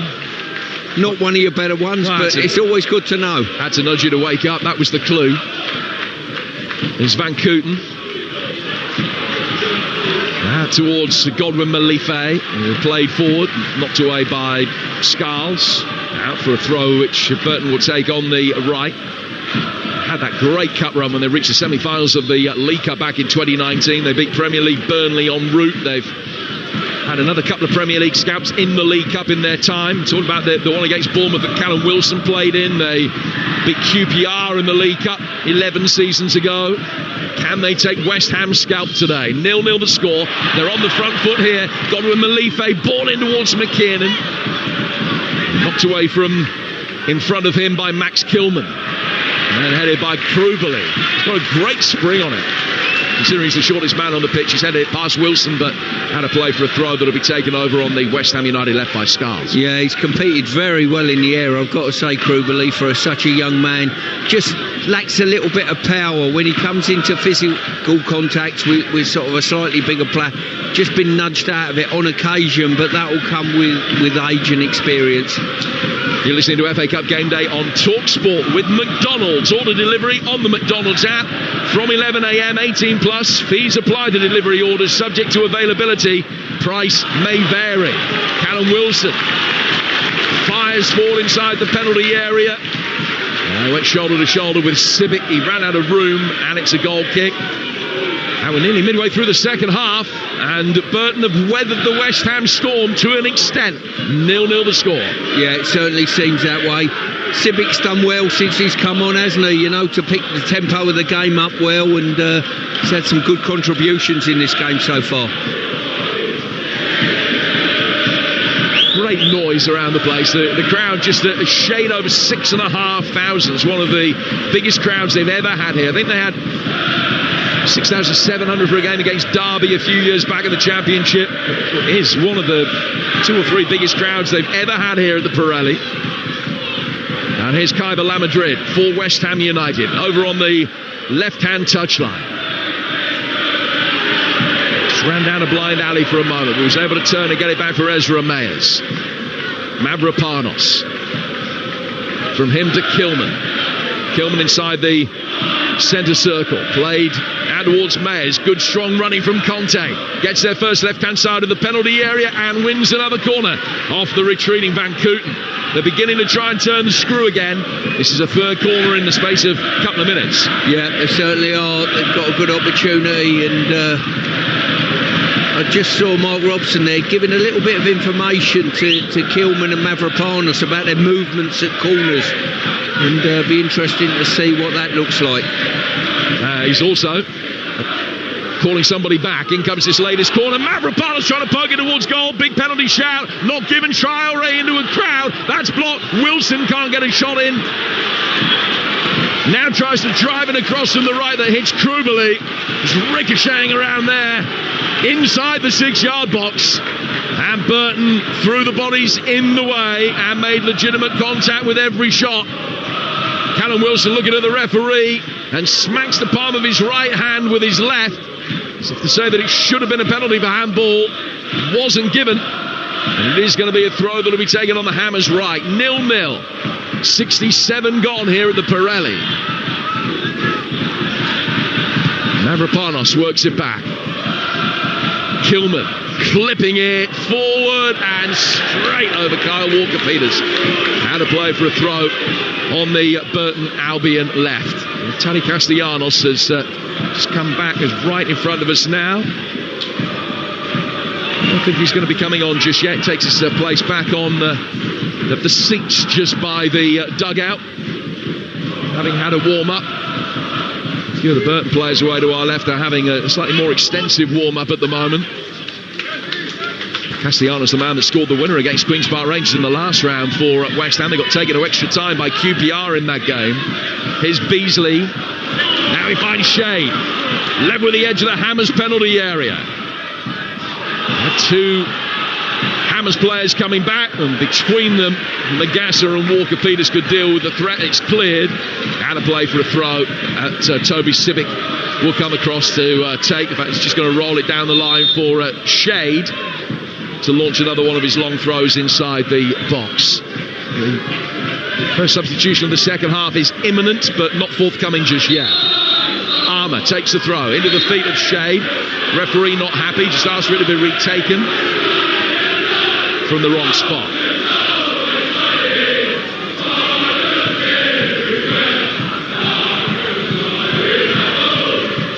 Armour's delivery. Mavropanos clears, puts it out of play for another throw on the Burton Albion left. Is Shade going to arch the back this time? Yes, he is. Comes across, waves Armour away. So Krubeli has stayed outside the penalty area. Van Kooten asking for clarification whether he should come forward or not. He's been told just to hold station near the centre circle as the last man back. In he comes from Shade, in towards the near post. Flicked off. Krubeli on the edge of the penalty area. McKiernan takes the responsibility. Lofted chip from him. Beasley couldn't play. He knew he was offside. Then 2 Burton players go for the same ball. Armour and McKiernan. West Ham could have made the most of that. Lamadrid's given it away. And here comes Tyrese Shade again. 0-0 with 20 minutes to go here on Talksport. Evans down the Burton left. Lofthouse, back for Evans again. Right-footed ball, clipped in towards a penalty spot. Beasley tried to get there. Couldn't get a clean contact on it. Scarles can bring it away. Yeah, they had so many players, Burton, on the left-hand side in their build-up. By the time the ball went in the box, it was just Beasley on his own and just got outnumbered, basically. So the Hammers will make a change. And Potts for La Madrid, we understand, is what's going to be happening next. And certainly Freddie Potts is receiving instruction from Nuno. Plenty of finger wagging, showing him exactly what he wants. Ball chipped over the top from a very quickly taken free kick. Wilson, good save. Great football all round. Free kick to West Ham. They took it immediately. Mavropanos pinging a long ball over the top. Wilson let it drop over his shoulder. Fired one towards goal. Collins tipped it over the bar. Yeah, it's that speed of thought scenario there from West Ham. Playing it nice and quickly. Wilson, very intelligent. Eyes on the free kick taker. And just darted into the box. And as you say, he's hit it just on the rise. Good save by Collins. Had a play for a corner. It's been a game with very little constructive goal-scoring opportunity. But so much hangs in the balance. Here's confirmation of the Hammers change then. Potts coming on, and Kaiba La Madrid comes off. To an ovation from the West Ham supporters, getting a first view of their new Venezuelan winger. Burton will make a double change, but they're going to wait till they've defended the corner before they bring on Cannon and Chauke. So the Hammers corner will be taken on this near touchline there right. It's going to be an in-swinger this time. Deep towards the far post, and it very nearly caught Collins out. Had to take a couple of hasty steps back and tip the effort from Scarles over the bar for another corner, which is their 9th of the game. 10th of the game, I beg your pardon. Yeah, decent corner there. Goalkeeper taking no chances. Kilman's right in front of Brad Collins this time. Plenty of pushing and shoving going on into the edge of the box after Beasley's initial clearance. Back out of the West Ham left and headed away well by Godwin Malife. Back in from Walker-Peters. Another commanding header. This one from Lofthouse. Mayers, the deepest of West Ham's outfield players, picks it up. He goes to his left-hand side for Ollie Scarles. Then worked by Potts down for Walker-Peters. Walker-Peters into the feet of Magassa. Gets it back. Now goes back for Potts, who had a run of 10 starts in 11 Premier League games at one stage earlier this season, but has just been out of the team recently prior to his recall the other night. Mavropanos. Potts has it again. Controlling it, playing it to his left for Mayers. West Ham, probably 15 passes in this move, and they've all been between the back four and Potts. Mavropanos again. Now he goes forward. Slightly more progressive pass. Burton will chase. That creates a little bit of space for Conte. Nagasa tries to play it into him. Potts has lent into McKiernan and caught him. He went shoulder into the back of the head. And it's a free kick to Burton Albion, 15 yards inside their own half. And now they can make the change. I'm hoping that if someone's going to be able to influence it off the bench, and if anyone can, Cannon can. Andy Cannon about to come on, and Kegs Chauke, the former Southampton apprentice, is going to be coming on as well. Chauke, who's only ever scored one goal in his career, 23-year-old central midfielder who's been struggling with injury recently.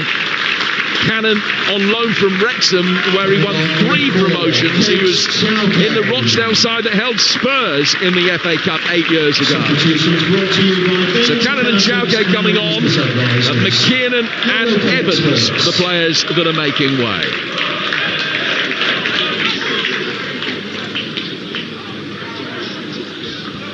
And play will resume with free kick to Burton Albion, 15 yards inside their own half, with just over 15 minutes to go. Not had a good record in the FA Cup in recent years, apart from the 2006 final. West Ham United have only reached one semi-final in 35 years, only one quarter-final in 14 years. Hoping to get to the 5th round here. Still plenty of work for either side to do. It's Burton on the front foot, in possession over on the far touchline. Godwin Malife goes to ground. It wasn't a foul by Ezra Mayers who can bring it away. Chauke is in there. Good turn from Lofthouse. Now Chauke to Krubeli. Another opportunity for Burton to try and deliver. Godwin Malife's played it back. Chauke does whip across in from that right-hand side. It's blocked and goes out of play for another Burton throw. Brewers, the shout from the Albion faithful. 5,500 strong here, with West Ham bringing about 1,000 up from London.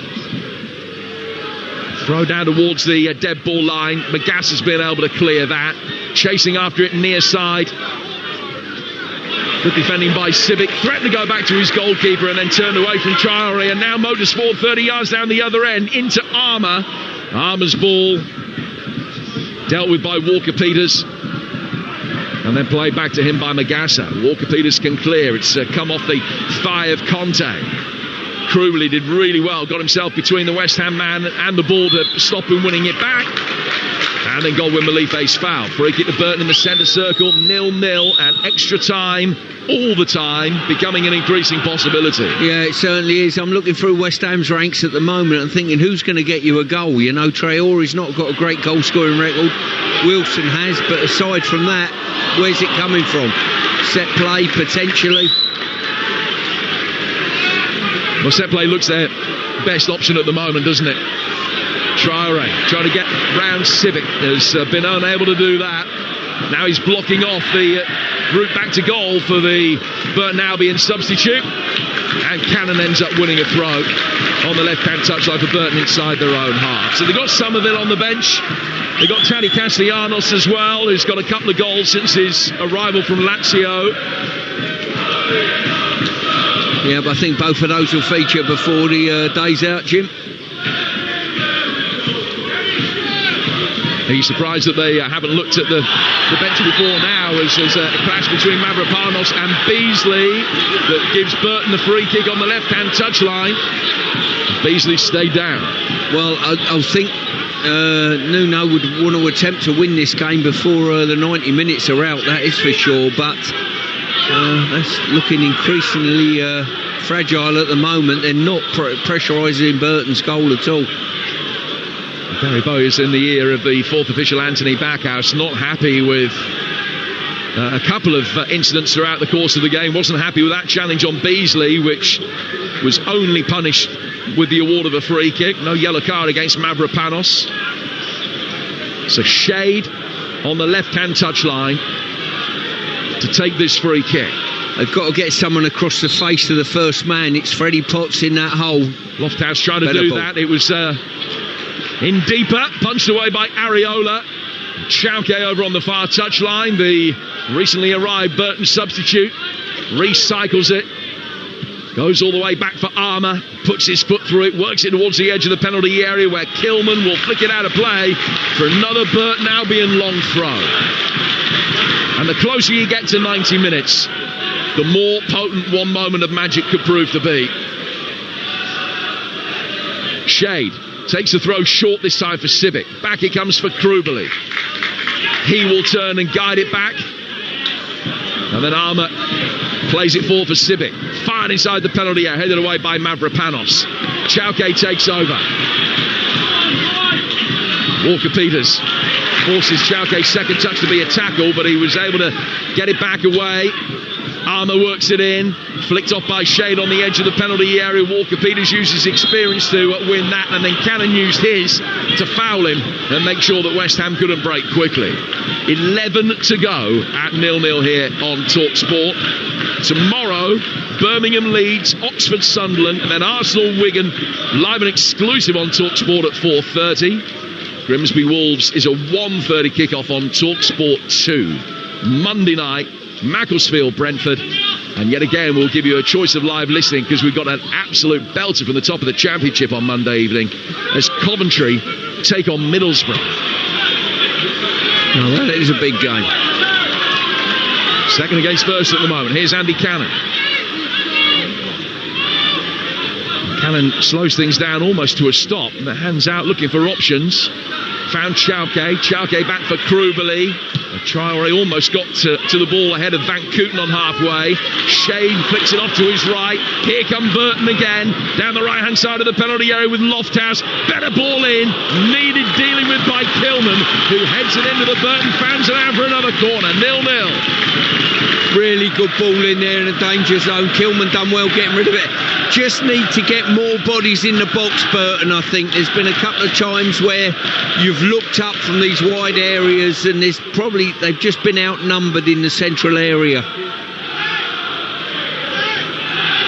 Chalke waits on the edge of the D. Shade is there as well. Traore keeping an eye on both of them. And he's also got Godwin Malife that he's trying to deal with. In comes the corner, low and flat and headed away. Back out towards that far touch line. Chalke's going to be able to pick it up for Burton, who will have a throw. Krubeli behind him. Godwin Malife will come and take the responsibility of the throw over on that far side. It's a good spell of pressure from Burton. No sense that they're holding on with extra time approaching. It's they that are asking the most pertinent questions in the attacking third. It's just Cannon back off Lofthouse and out for a throw that Scales will take. Taddy Castellanos about to come on for West Ham with 9 minutes of the 90 remaining. He could yet get 40 minutes of work in here. Areola inside his penalty area. Long ball fought from him. Sibic's done really well since coming on to replace the injured Revan in the first half. And then Van Kooten whacks it forward towards the edge of the box. And that's headed away by Mavropanos. Brought down over on the Burton Albion right by Krubeli and side-footed straight out of play by Lofthouse. But it's taken a deflection. It's another Burton Albion throw midway inside West Ham territory. Now the Hammers they're not on the ropes. They're being backed towards them with 10 minutes to go. Yeah, they certainly are. I'm just going to give a nod. Games like this, the importance of the experience it's giving people like Krubeli in there. 17 years old, Jim, as you said, and the experience he's getting playing against Premier League players, you know, and coping very, very well doing so. So West Ham United turn to the bench, and Castellanos and Somerville come on, and Scales and Traore are coming off. Burton will also make a couple of changes. Their last of the 90 minutes. Larson and Adon are the players that are going to be coming on. And Krubeli is coming off. And Krubeli's done really well. Got a really good future ahead of him. Well, he certainly has. At 17 years old, he's played very well. At times in the game, the physicality's been a bit strong for him, but in the main, he's played with a very strong head. I'm really surprised they've taken Sade off, mate. I think he's been outstanding today, and he's been a real threat for them. Whether there's an eye on midweek or not, I do not know. So Kane Adom is on, a player that they signed from Gateshead in January. He actually played in the earlier rounds of this competition for Gateshead, but played in round 3 for the Brewers, who have possession inside the West Ham penalty area here. Lofthouse has got it in. Oh, Magas has made a mess of that. Off balance, it's fired over the bar by Larson. What an introduction that would have been. His first touch since coming on. Julian Larson, the Swede, who spent 4 years up the road at Nottingham Forest. Can play in central midfield. He can play on the wing. And he's come on in Krubeli's position. 0-0, 6 minutes to go. And then extra time after that potentially. But Mavropanos with another long ball for. He played a delicious one for Wilson 15 minutes or so ago. This time he's found Magassa, whose shot is beaten away at the near post by Collins. Burton got it half clear. Mavropanos has it again. Square to Kilman, who's inside the centre circle. Goal now for either team would feel like the winner. Here's Chris Somerville, 5 in his last 6 games. After a 28-game barren streak before that. Back from him to Potts, to Mavropanos. Mavropanos down towards Walker-Peters. Walker-Peters down the West Ham United right. Played back now for Mavropanos again. Mavropanos inside the centre circle. Kilman into the feet of Somerville. Somerville laying it back for Kilman once more. Adakar Walker-Peters. Somerville exchanging passes with Mayers. Here's Somerville again. It's forced to retreat. So good work off the ball here by Adom. West Ham forced to go all the way back for Areola. 5 to go. Areola sending a long ball forward. Should be easy enough for Civic. Castellanos made his job even easier by putting his hands in his back. And it's a free kick to Burton Albion. Wickham have turned it around, having been 2 down at Reading. It's 2-2 now, with goals from Casey and Hagelskier only for Jack Marriott to go straight up the other end and complete his hat-trick. Reading 3, Wickham 2. And they've got about 15 minutes to go in that game. So 3-2 to the Royals in that local derby. 0-0 here between Burton and West Ham. And still, the most significant moment of the day lies ahead of us. It certainly does. We're cranking up for extra time now. Can someone break the deadlock before that? If not, we're into a war of attrition. The other EFL scorelines, incidentally, again with about 15 to play. Still 0-0 Stevenage Huddersfield. And Barnet against Cheltenham, goalless in League 2. As Burton bring it forward, goalless here. Wilson chasing, pressure on Van Kooten, who watched the ball drop and then threw his head at it just to be able to guide it safely back for Brad Collins, who's made one excellent save to deny Callum Wilson. He took a couple of steps back, having been kept honest with a Scarles corner, but he hasn't really had too much to do other than that. This is a Burton side that have conceded nearly 2 goals a game. They haven't kept a clean sheet in their last 11 in League and Cup, but not too far away from having a clean sheet through 90 minutes against West Ham. Will they be able to score at the other end? They've got it here with Andy Cannon. Left-footed ball inside the penalty area. Potts heads that away. Castellanos has come back to meet it. Play forward by him. Godwin Malife. Caught by Somerville. Another free kick to West Ham to Burton, I beg your pardon, in West Ham territory. About 15 yards inside the West Ham United half. And with 87 on the clock, the goal now surely wins it. Yeah, without a doubt, you would say so. Both teams suffering from not creating too much of a clear-cut opportunity. They've certainly territory on occasion, both sides, but it's Burton at the moment that are pressing the strongest. But that clear sight of goal has been a rare commodity. Godwin Malife is back on his feet without the need for any medical attention, but is hobbling and now back on his haunches again and looks over towards the touchline. Burton have made all 5 changes. So if Godwin Malife is struggling, they can bring him off if he goes to extra time, but he's going to have to try and get through the 2 minutes that remain and probably another 4 minutes added on at the end. Left-footed ball forward here. Beasley at the far post, climbs high, gets his head to it, whacked away by Mavropanos, who's played well at the back for West Ham United, and he's got it towards halfway, and the Brewers get it with Armour back to their goalkeeper. Another long ball, smacked forward by Collins. Beasley going up for it, flicking it on, looking for Kane Adom. Walker-Peters gets it back, cleared by Kilman, high one up in the air. Burton first to it on the left with Armour. Cannon trying to take over. Flicks it in field for Adom. Back from him to Larson. But it ran away from him before he could get a shot in. Magassa clears and he waves everybody upfield. And on your heads, just missed producer Deck, who was completely oblivious. And that would have been a magic moment, let me tell you. Walker-Peters takes a throw. Down towards Wilson.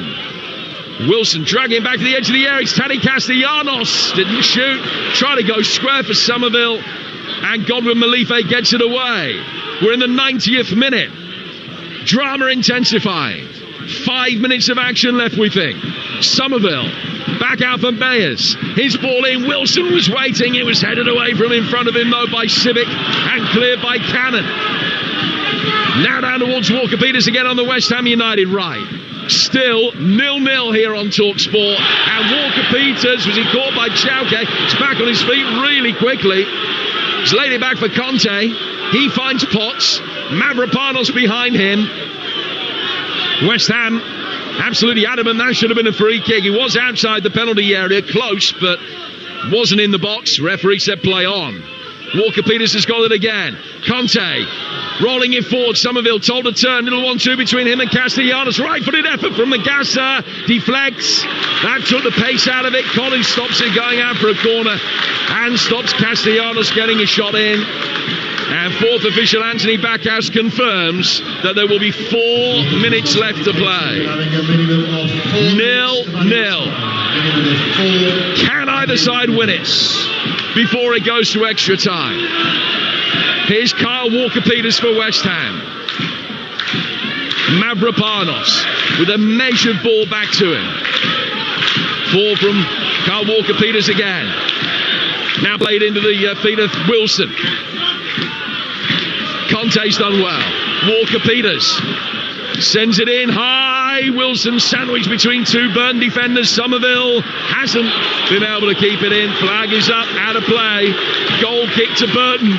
3 minutes of added time to go before we go to extra time. Yeah, we got both managers just in front of us a few yards, and you can see the cogs working with their minds. What should we do? How do we approach it? Potential extra time. Both teams look as though they're, I wouldn't say content to go into extra time, but don't look as they don't want to give anything away, Jim. Well, if it does go to extra time, and it's something we'll talk about in a couple of minutes, the fact that Burton have made their 5 changes, can make 1 more when it goes to extra time. The Hammers still can make another 3.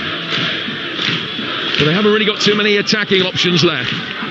Young Josh Ajala on the bench, who's done well up front for the under-21 side for the Hammers. The only real attacker they've got left to call upon.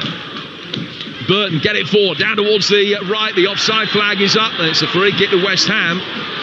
Dom just didn't get back in time. And the Hammers in a hurry to get on with it. Fine Potts. Just a shade over 2 minutes to go. 0-0. Mavropanos fires it forward straight into the guts of Beasley, who did well to react and then chase after it, but it was out of play and a throw taken quickly. And again, Mavropanos looks for the long ball forward, trying to get Wilson in. Chauke is back, wins the seconds, and then making life difficult for Magassa, has won a free kick. Yeah, once again, Siddiq there cut out that ball. Wilson's darted in behind him, but he's cut it out, and I'll tell you what, he's caught my eye actually. He's come in the game, he's looked very composed on the ball, and he's got himself in the right place at the right time. Burton 0, West Ham 0. 90 seconds to go. Collins in all sky blue, whacking the ball away to the Burton right. Beasley waiting for it to drop his way. It's cleared into him and out for a throw to West Ham. Beasley's been a thorn in the side of West Ham's backline all game. He really has competed for everything, chased hard, defended from the front. There's been a good signing from Blackpool. His Burton career a little bit of a slow burner, but he's been in great form in front of goal in the last 6-8 weeks or so. Somerville's got the ball over on the West Ham United left. 40 seconds of the 4 additional minutes still to play. Extra time looming large. Ariola hoping to get the ball forward as quickly as he can. Gary Bowyer urging his back 5 to drop. Drop, he's shouting. They do that. And it's whacked away by Civic. Adom trying to win the seconds. Potts slides in. Walker-Peters now.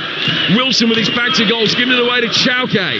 Chauke nudging it away from Walker-Peters. Great ball retention. Van Gooten plays it forward. Adom drops off. Back from him for Armour. Burton clip it forward. Beasley beaten by Mavropanos in the air. Mavropanos then wins the seconds as well. Past Larsson. And it goes out of play for a throw, which will be taken by Burton. And the 4 additional minutes are up. And Burton, with a mini victory, had got this to extra time. Standing ovation for the Brewers. Pirelli Stadium, the sea of yellow and black, and of pride that their side in the bottom 4 of League One have held West Ham United. Still work to do for either team, Extra time to follow, but it's Burton Albion 0, West Ham United 0 after 90. Jim, thank you very much. Yeah, no breakthrough then in this game between Burton and West Ham. That means we go to extra time, and that's coming next, live on Talksport. For years, petrol set the benchmark. Hybrids cost more. Efficiency paid extra. Today, BYD reset the benchmark. Electric intelligence costs less than petrol. Advanced technology, real efficiency, no compromises. The BYD Sea Lion 5 DMI Super Hybrid SUV from just $29,995. Find out more and book your test drive at byd.com/UK. Intelligence. FA Cup Game Day live on Talksport. We're live at the Pirelli Stadium, where we are heading to extra time then between Burton Albion and West Ham. No goals in the 90 minutes. Both teams having their respective huddles and chats. And I saw Nuno Espirito Santo just earlier on, Stuart Pearce, honing in on Dan Potts and giving him messages. What do you think he'll be saying, in particular someone like Dan Potts? I think what he's trying to do is just change what he's looking for from his front line. So it's really important that the likes of Potts and the midfield balance off that, and give them solidity in behind that to try and dominate the ball. I thought they dominated the ball quite well at the start of the second half. They've just lost that a little bit. And I said Dan, I meant Freddie Potts, of course. Look, they're all lining up once more then. We've got another 30 minutes to go, and if there's no breakthrough, it's penalties as well. So let's hand you back to your commentary team for this one then. Goalless it is. We head into more football here at the Pirelli Stadium. Stuart Pearce is alongside Jim Proudfoot. And now, thank you. This is how the two teams are lining up right now. Then Burton have still got one change left. West Ham have got another 3 left. Burton with Collins in goal, Godwin, Malipe, Van Kooten and Sibic the back 3, Lofthouse, Schauke, Cannon and Armour, and then Larson buzzing around behind Beasley and Adom. West Ham United started with a back 3 and they changed to a back 4 with about 20 minutes to go. They've got Areola in goal, back 4 now, Walker Peters, Mavropanos, Kilman and Mayers. Magassa and Kante and Potts with Somerville wide on the left. It's a lopsided formation really. Castellanos coming in off the right but playing as an inside forward in support of Callum Wilson. Still on the bench, West Ham can call upon Disasi, Juve, Wan-Bissaka, Orford and Ajala. Burton can call upon Tavares, Moon, Straha. And the 2 goalkeepers still waiting in the wings as well. Lewis Smith, the referee, just waiting for the instruction to get this game back underway. 0-0 between Burton and West Ham United. Think back to the game last season between Tamworth and Tottenham. It was 0-0 after 90 minutes, and experience eventually got Spurs over the line. 3 goals in extra time. I think this one is not going to be as cut and dried as that. Are we going to be heading for penalties? 4 years ago, West Ham United held by Kidderminster through 90 minutes and only just managed to get it to extra time. And now in 2026 been held by League One Burton Albion. So the first of the 2 15-minute periods of extra time underway. Ezra Mayers in possession for West Ham. He's worked it back to Mavropanos. Potts just dropping in between the 2 centre halves. And goes to his left-hand side for Max Kilman again. Kilman laying it back. Now down towards Potts. It's almost kind of a 4-1-3-2 formation that West Ham are playing at the beginning of extra time. Mavropanos getting it out towards Kyle Walker-Peters. Sorry, Stu. I think it's a mark of how well Burton have done that at this moment in time. Callum Wilson's still on the pitch, Somerville's on now, Castellanos is on the pitch in an attempt to make the breakthrough and get a goal. So when you're in this kind of situation, you must feel the headlines looming large for you if you're a West Ham United player. How difficult is it just to play the opposition and not the situation when you're in extra time away to a struggling League One team? Well, exactly that, but on the run of play you know full well that Burton have been the equal of West Ham, if not slightly better on 2 longer periods for Nuno's expectations, that is for sure. And you've just got to hope that one of your players produces that little bit of magic that you know they can in Somerville and in Wilson. Well, Nuno has twice led his side to an FA Cup semi-final, once at Forest, once at Wolves. Struggling to reach the fifth round of the FA Cup with West Ham at the moment. Mavropanos has got it. It's 0-0 with 92 played. Magassa on the right-hand side of the West Ham United midfield. Back from him to Freddie Potts. Potts to Kilman. Kilman with big holes slashed in the back of his claret socks. Plays it to his right for Mavropanos. West Ham came really speedily out of the traps at the beginning of the second half, suggesting that Nuno got the hairdryer out at half-time. More slow measured start here. Ball in towards Castellanos inside the penalty area. It was Van Kooten that got caught. Play goes on. He's back up on his feet. Burton got it away. Mayers has it at the back for the Hammers. And just works it forward into the feet of Somerville. Back from Somerville. Driven forward again by Mavropanos. Lofthouse has got plenty of time to bring it down under control. And he hits it straight into the thigh of Mayers. Out of play for a Burton Albion throw. Mayers picked up the ball and immediately threw it down towards Castellanos, but there's little doubt that his was the last touch. And the throw goes Burton's way, well inside their own half. 3 minutes into extra time, 0-0 here on Talksport. Just for perspective, this is, remember, a Burton side, haven't won in 5, haven't kept a clean sheet in 11. Side that haven't won any of the 7 games that they played against the current bottom 5 in League One. Had a wonderful FA Cup run so far. They put 6 past St Albans, 5 away from home at an informed National League side Boreham Wood. Beat Brackley as well. 0-0 here against West Ham at the moment. Castellanos almost came Wilson's way. Cleared by the retreating Godwin Malife. Adon making life difficult for Mavropanos. Cannon takes over, running towards the edge of the penalty area. Kilman just stood there as a claret brick wall. They couldn't get past him. And then Magassa keeps his nerve on the edge of the D and is hauled to the ground, physically pulled down by his shirt by Andy Cannon, by Beasley, I beg your pardon. And West Ham will be able to take a free kick quickly and get it away. Yeah, I don't understand there. If you're a striker like Castellanos making your way here, great opportunity to really take another step forward and unload a shot. Went for the pass and got cut out. Somerville coming forward towards the edge of the penalty area. Still Cree. Somerville! 1-0 West Ham. It has taken them 95 minutes. But there is the man in form, conjuring up a moment just when they needed it. Hammer blow for Burton Albion. Finally, their backline has been breached with a moment of wizardry from Cree Somerville, taking the ball on his right foot on the edge of the area and curling it past Collins into the top right-hand corner. Burton 0, West Ham 1.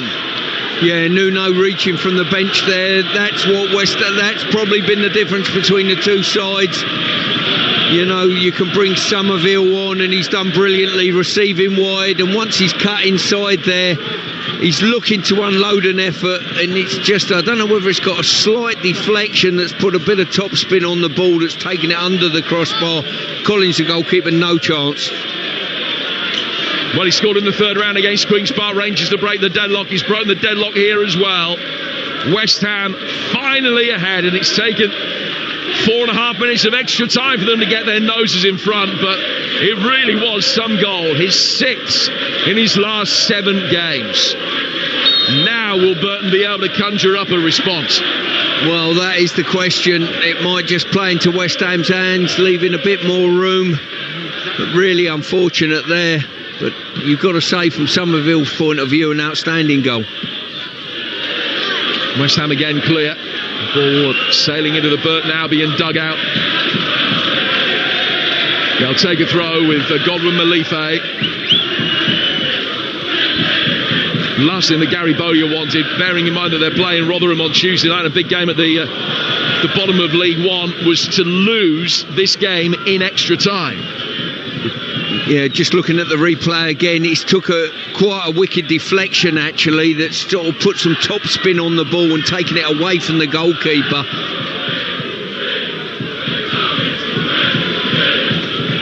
West Ham United fans are harnessing their best Doris Day. Que Sera coming out. They're going to Wembley. Certainly going to the 5th round as things stand right now. 1-0. Approaching the midway stage of the first period of extra time here on Talksport. Burton 0, West Ham 1. Mayers back to the edge of his own penalty area.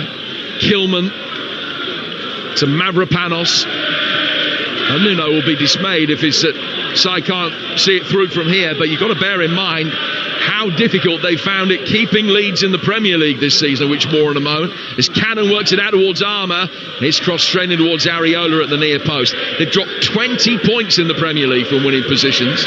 They've gone 1-0 up in 12 league games and only won 4 of them. They've lost as many. Burton have it again, coming forward with Andy Cannon, wearing 42, the player on loan from Wrexham. Out it goes to the left flank. Armour fires it in. It's blocked by Somerville. And now the Hammers can bring it away with Magassa over on the far touchline. He took his time in picking a pass, but he found Somerville. The space for Castellanos now.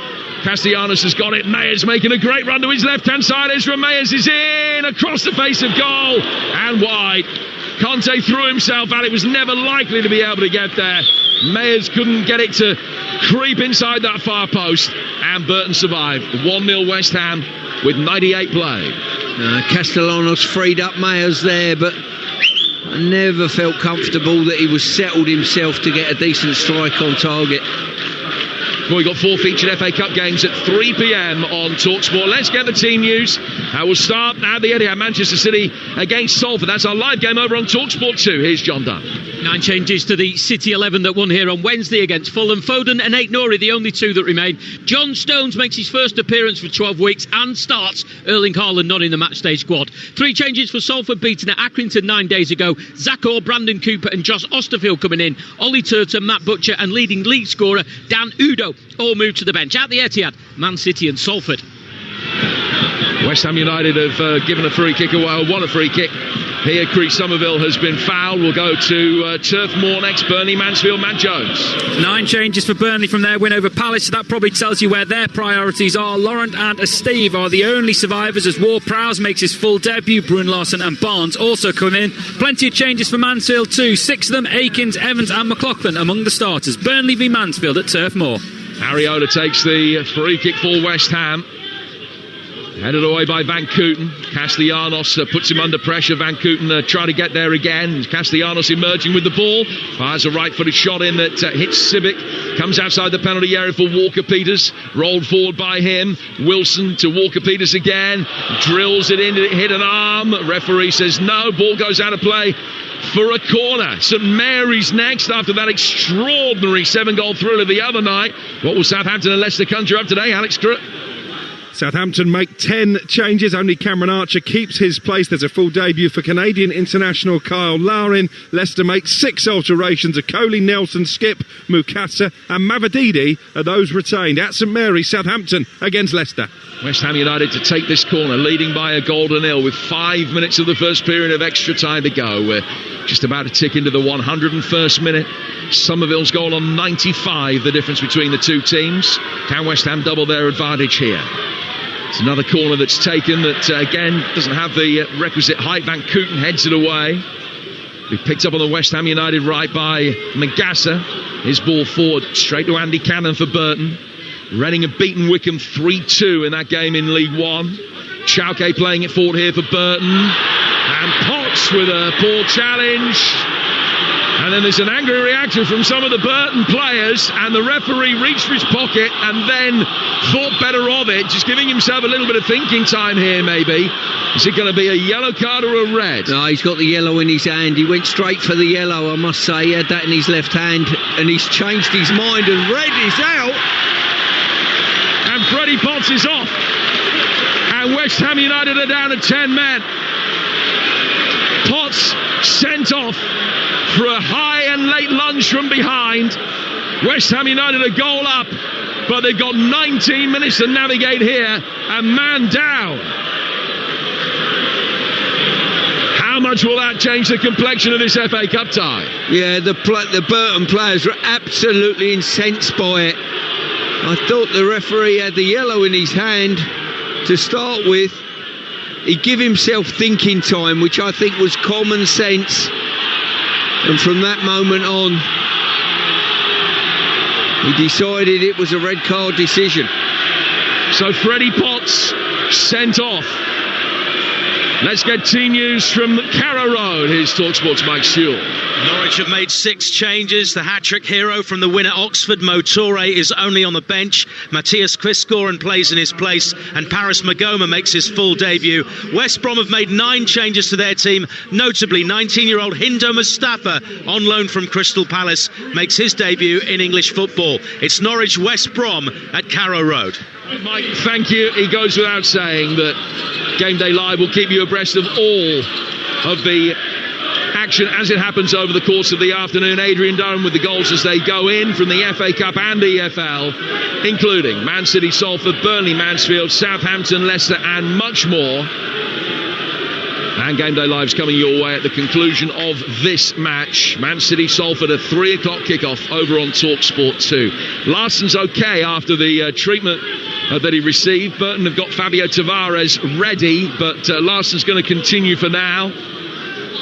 It is a free kick that Burton Albion will take over on the left-hand side. Stu, you've had another couple of views of it. Yeah, as I say, I thought for it to be a red card, maybe he's got to catch him full on with his studs. He's not done that. He's caught him sort of with his trailing leg as such. It's a tough one on the young man, Potts. Ball comes inside the West Ham United penalty area. Played down to Adam. Lofthouse takes over on the right-hand side of the box, in towards the near post. Mavropanos is there, slightly missed his kick, flicked back, still West Ham can't get it away. Schalke's in there very strongly, battling with Mavropanos, who's done well to win it back down by his own corner flag. Ball hits the corner flag. I think both players cannon into it as well, and it's gone out of play for a West Ham United throw that Ezra Mayers will take. 1-0 to the Hammers with a minute and a half of the first period of extra time to go, but Freddie Potts' red card means that Burton have just got a new lease of life. And West Ham are getting Malik Diouf ready right in front of us. He'll be on in a moment. I don't know whether that's going to be the only change or one of the few. They can make 3. Conte heading the ball clear. Wilson turns it further forward, back from Van Kooten. Mayers just angles the ball down the line just to get it back into Burton territory. You would imagine the next 15 minutes are going to be the 11 having the majority of possession against the 10. West Ham hoping to try and create something on the counter-attack. Van Kooten, long ball forward, just a little bit too long for Armour, and it's gone out of play. It's a goal kick to West Ham. Yeah, as I say, Armour just suggesting there that it's been caught in the sunshine. He couldn't see it. He made no attempt to go for the ball, even though he was in close proximity. But you're right in what you're saying. Gary Bowyer now is going to have to find a way of sustaining some pressure on this West Ham back line, and West Ham, it's a possession game for them now. In League One, I told you Reading beat Wickham 3-2, Stevenage 1, Huddersfield 0 with a late winner from Carpigiani. It's only their second win in 12. Huddersfield 4 points inside the top 6, but fall to a third defeat in 16 in League 2. Barnet 0, Cheltenham 0. The Robins ended up with 10 men, but held on for a goalless draw. West Ham with 10 men here, hoping to hold on with 3 minutes of added time at the end of the first period of extra time. We're in them now. Burton looking for an equaliser. Lofthouse sends it in. Ariona made a mess of it. Larsson lets it run. Cannon with a touch. Sets it up for Armour. And it's across the face of the 6-yard box and wide. What a chance.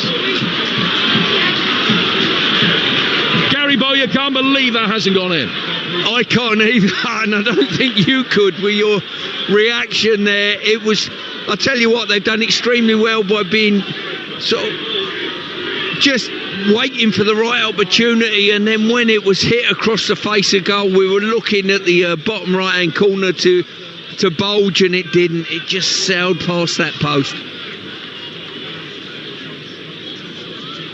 Nuno trying to calm everybody down. West Ham, as I mentioned, have got 3 changes left. They're going to make them all at once, and presumably at half-time and extra time. They're coming forward here with Castellanos. Castellanos out of the right-hand side of the penalty area for Callum Wilson. And out of play for a corner. And just a little bit of respite as far as the Hammers are concerned. We're going to see Diouf, Disasi, and young Lewis Orford. Those will be the 3 players that will be coming on very shortly. Somerville across to take the corner, which is the first on either side and 1 in extra time. It's the Hammers' 11th of the day.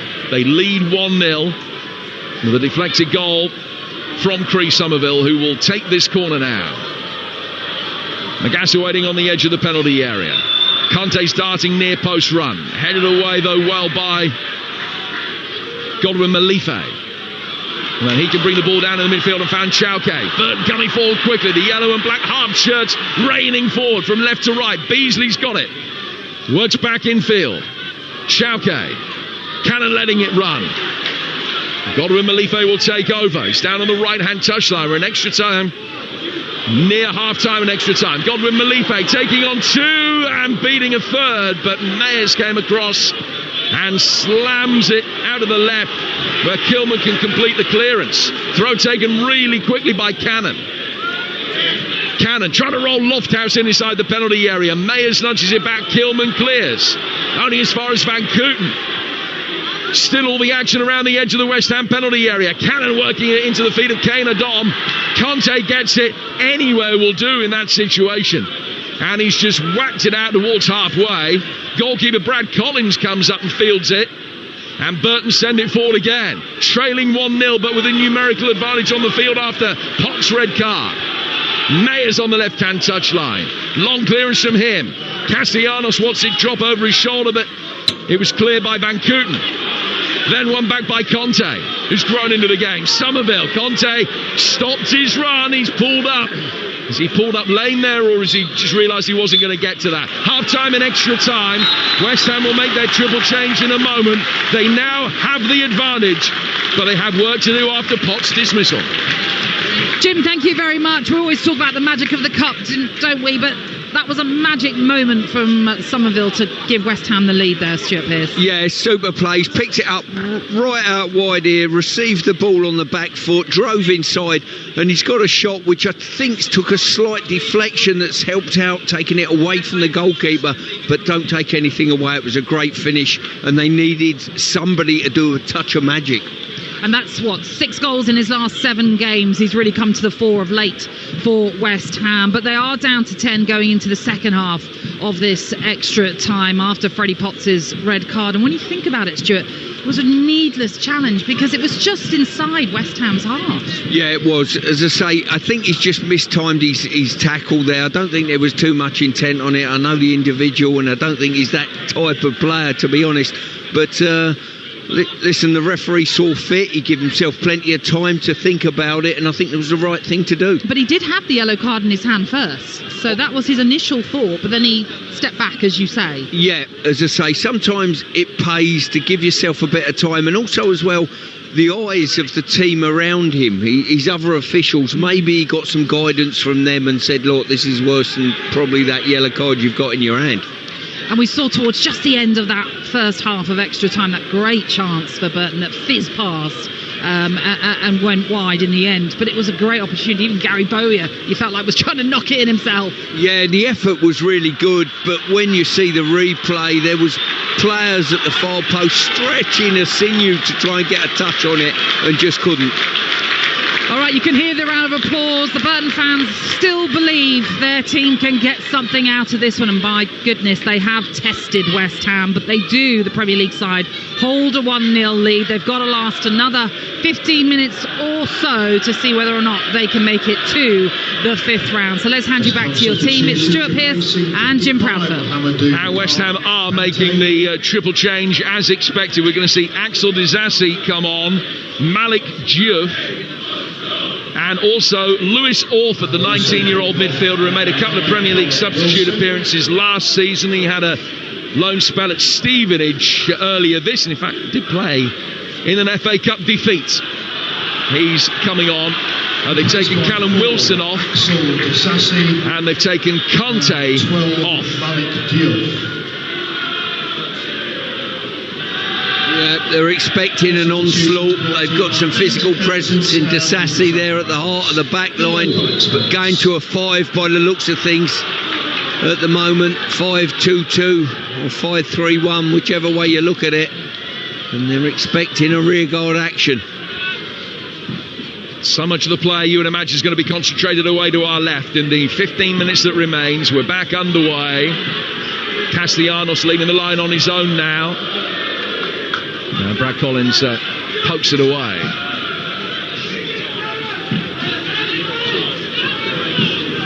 Van Kooten inside the centre circle. Ball down to Andy Cannon. Will Burton be able to create worthwhile opportunities? Chauke letting fly. Armour is up there. It deflected the initial shot almost in his direction. Comes back out for Cannon. Cannon checking, turning away from Orford. Right-footed ball in from Larson. And Adom, it came to him very quickly, just flicked off his studs and goes out of play for a goal kick to West Ham United. They lead 1-0, down to 10 men after the slightly harsh red card for Freddie Potts.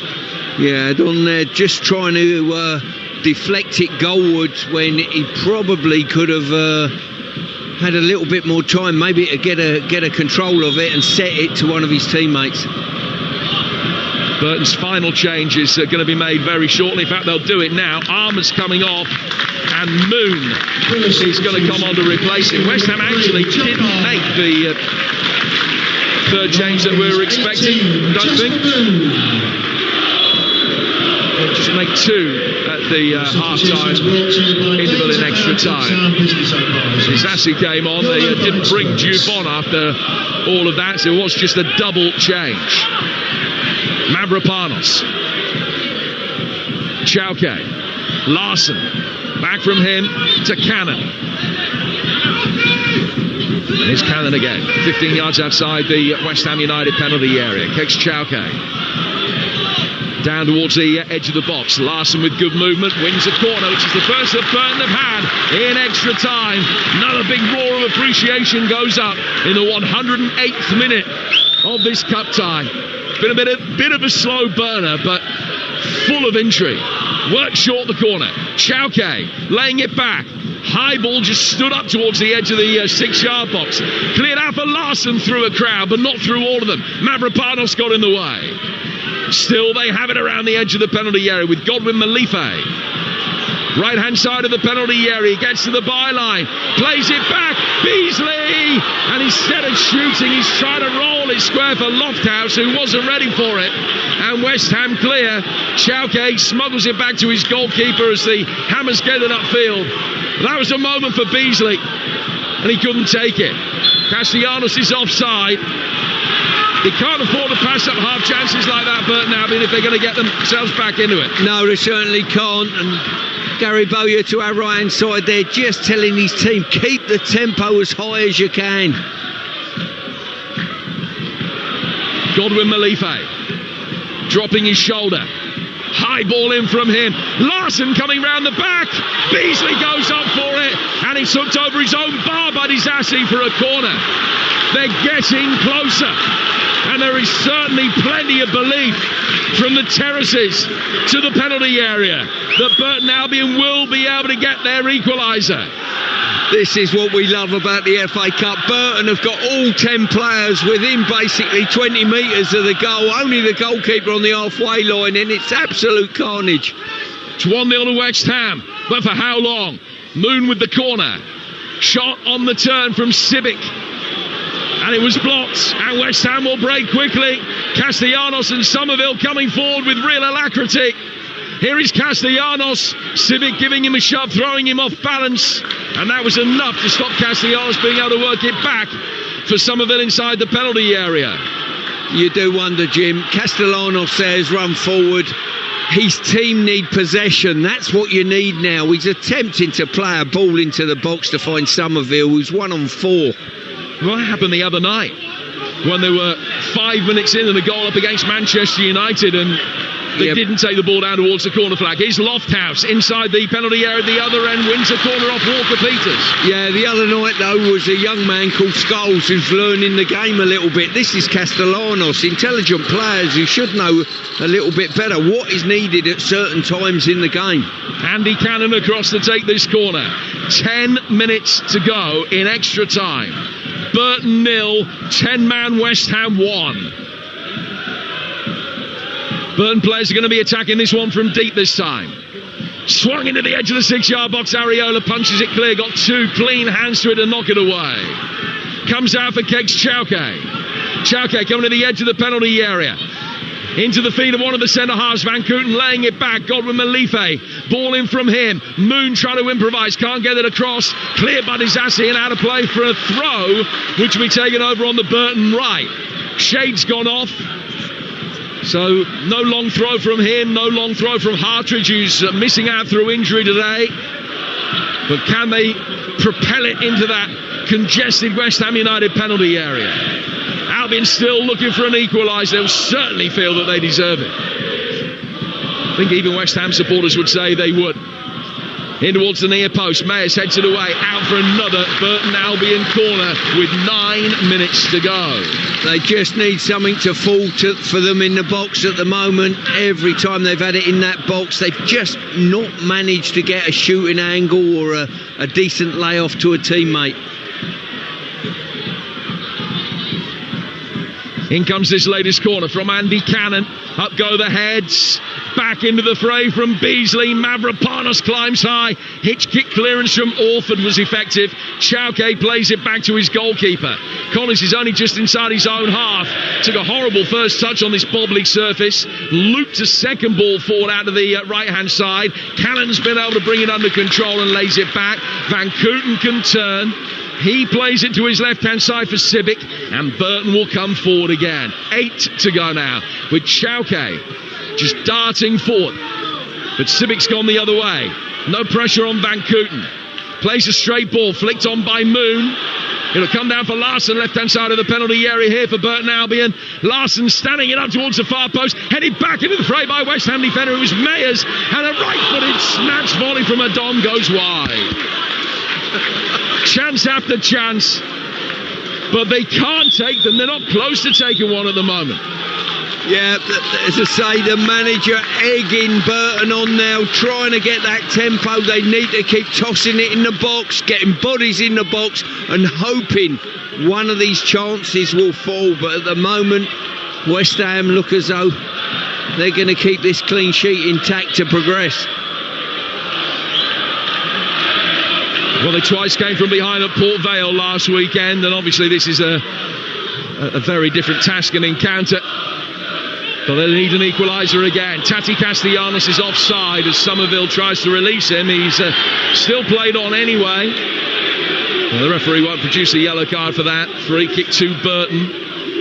10 yards outside their box. At the midway stage of the second period of extra time, Julian Larsson making his way forward. Castellanos stumbling. Larson plays the ball past him to Cannon. Back now for Sibic. Sibic urged to deliver, too much on it. Out comes Areola, catches it, throws himself to the ground. He's getting the count from the referee. Remember, Collins at the other end gave away a corner in the first half for wasting too much time or not getting the ball forward quickly enough when the ball was in his hands. And Areola just dispensed with it there. And then Adom with a crunching challenge on Walker Peters. The ball smacked back off the hoardings. Walker Peters gets back to his feet. And I'm telling the referee that he's got to urge West Ham to get on with this. And only now does the whistle go to mouth. Mavropanos still ignores him. Then takes 4 steps up the touchline and throws it forward. Back it comes from Larsson. Helped on. Orford just losing out to Kane Adom. Cannon almost came Moon's way. Disasi made sure that it didn't. Sibic forced to go all the way back to his goalkeeper. Collins side-footing it out. Somerville has picked it up. Somerville has put it wide. That would have won it. He was through inside the penalty area with 5 minutes to go. It would have made it 2-0. He's drawn the goalkeeper, fired it past him, and it stays at 1, and Burton is still in it. Well, first time they've sort of tried to play out from the back, got caught out in the centre of midfield, and all of a sudden Somerville, you'd have put your house on him, slotting past the goalie, but it's Burton on the attack again. So still, they live to fight another day. And they attack down the right flank. But Magassa is back there, down by his own corner flag, and trying to get it away. He can't. Andy Cannon's done well since coming on, and has won a throw here over on the Burton right. Fans over on that far side just imploring their team. Can they get this equalising goal? Throw taken short into the feet of Jasper Moon. Moon's lost out, and West Ham will clear with Mayers. Well, if West Ham thought by taking the lead it was going to be easy sailing, it was anything but. Obviously the sending off played into that. Another ball forward, Sibic going up for it, beaten by Mavropanos. West Ham get it away, little flick back from Castellanos, out towards Somerville. Orford coming forward as well. Castellanos plays it to him. Burton have got plenty of bodies back. Kante coming forward, whistle's gone. The ball's burst. We've seen the ball has burst. We've had everything in the game. 1946 final all over again. We have had just about everything. We certainly have. What we haven't had, though, is an equaliser and a penalty shootout, as yet. Well, the night is young. 1-0. West Ham lead, 3.5 minutes to go. Drop ball to restart play. West Ham in possession. And Kyle Walker-Peters has got it. Back from him for Mavropanos. High ball forward. West Ham hanging on. Collins comes out, picks up the ball inside his penalty area. Well, they've had a flurry of half chances. Burton haven't taken any of them. Will they be able to create one decent one in the 3 minutes that remain? Ball is headed away by Disassi on the edge of his own box and then boomed clear upfield by Kyle Walker-Peters. All the way through to our right-hand side where Brad Collins can win it back. Forward from him. Terence Van Kooten stumbles as he plays it forward, but he's still been able to find Julian Larson. Chauke back for Sibic, who's beaten West Ham United in the FA Cup before as a League One player. Too much on the ball down the right-hand side of the box. Godwin Malife chased it. It's gone out for a goal kick, which will be taken by West Ham. They might only have maybe 2 or 3 passages of play, Burton, to create something. That's the first one that's gone west. 2 minutes to go. Yeah, Burton, what they've got to do, the 2 central defenders, they've got to split and they've got to look to hit diagonals to the edge of the box and get around the drop zone from there. Areola testing the patience of the referee with the time that he's taken. Gets it forward now. The yellow ball sent spinning forward. Burton win it. Cannon. Oh, he's done brilliantly. Flicks it away from Magassa to find Beasley. Larson trying to come onto it. It's Lofthouse. Oh, it's only just wide. And Areola was a spectator. He looked nervously to his right. He knew he wasn't going to get there. The ball dribbling along the deck. And it's only gone wide by about 1.5 feet. And that might be that. With 1.5 minutes to go, that probably the chance. And Lofthouse couldn't quite take it. Probably the clearest shooting opportunity Burton have had in the game, on the edge of the box, and he just pulled across it a little too much, and it sailed past this near post. They scored 4 goals, Kieran Lofthouse, this season, including in round 3 at Boreham Wood. Unable to score in round 4 when Burton Albion really need it. We're in the 120th minute. It's going to be so late and dramatic if they can salvage it now. West Ham still hanging on with the 10 men after Pott's dismissal. Poor ball forward from Godwin Malife, well won back by Mayers. Somerville, at the moment the match winner, gets it back for Disassi. Castellanos can hold it up. Back from him through the midfield. Magassa turns out of trouble expertly. Plays it down towards Somerville. It's just an exercise in keeping the ball now. There's going to be at least 1 extra minute at the end of this second period of extra time. I think it may well be 2. We're 15 seconds away. And I'm being told it will be 2. Disassi clears straight out of play for a Burton Albion throw on the far touchline. I don't think Castellanos has worked out exactly what his role is in this team yet in regard to a game away, 10 men at Burton. minutes into the 2 added minutes. It's got to go forward long quickly. Brad Collins, the goalkeeper, arcs it forward towards the edge of the box, looking for Moon. Headed away again by Mavropanos, who's won so many such headers in this game. Walker-Peters clears. It's going to go out of play. Is it for a throw to Burton? No, will be kept in by Civic. But he's inside his own half. Gets it forward now for Cannon. Cannon down the line for Larson. Cannon will take over. He's past Walker-Peters. It's infield for Kane Adom. Right-footed, shredded the goalkeeper.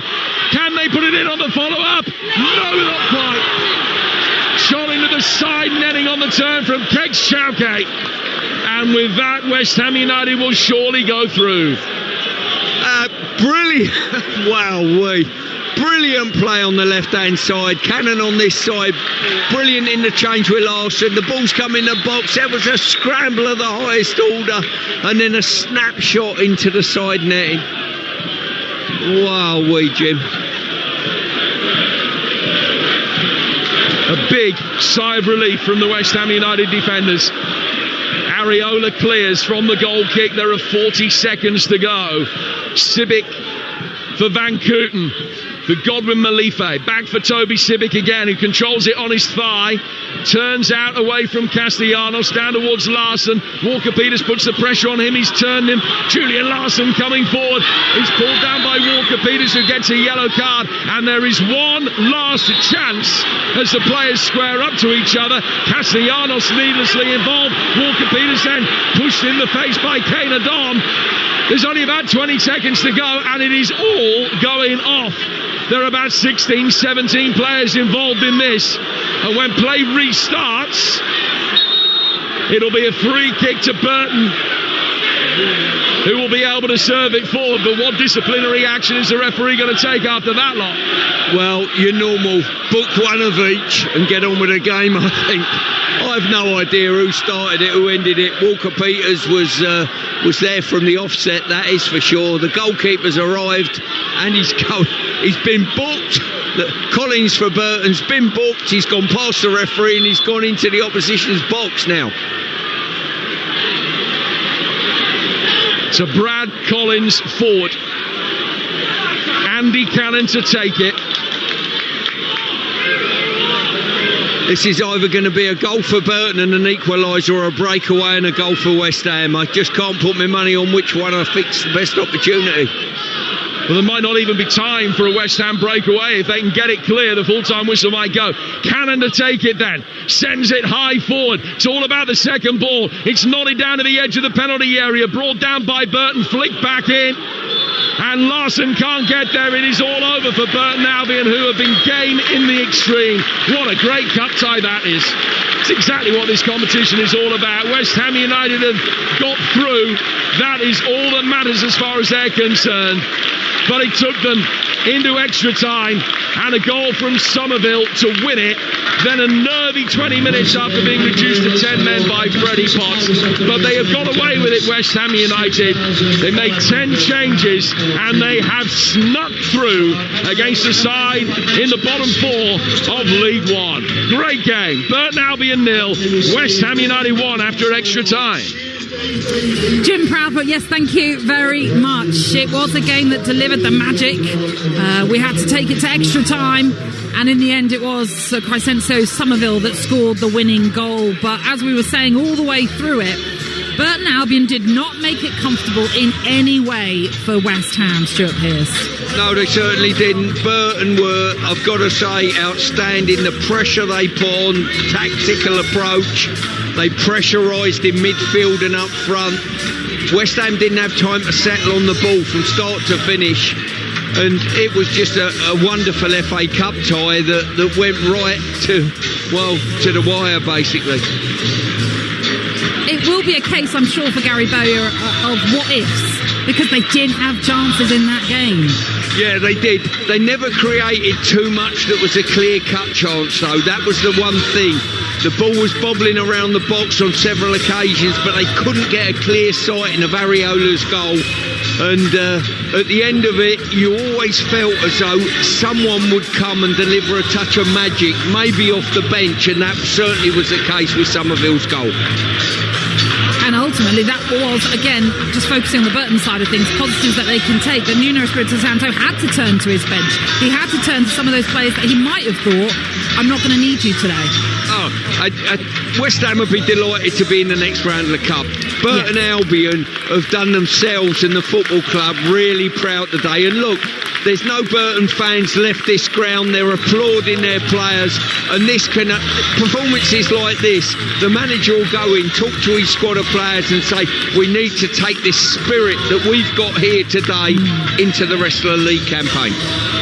Yeah, Gary Bowyer just walking off the pitch after receiving the applause from the Burton Albion fans. The team is still out there, but they're just starting to make their way back now into the dressing room, whereas the West Ham team have been over at the away end to our right.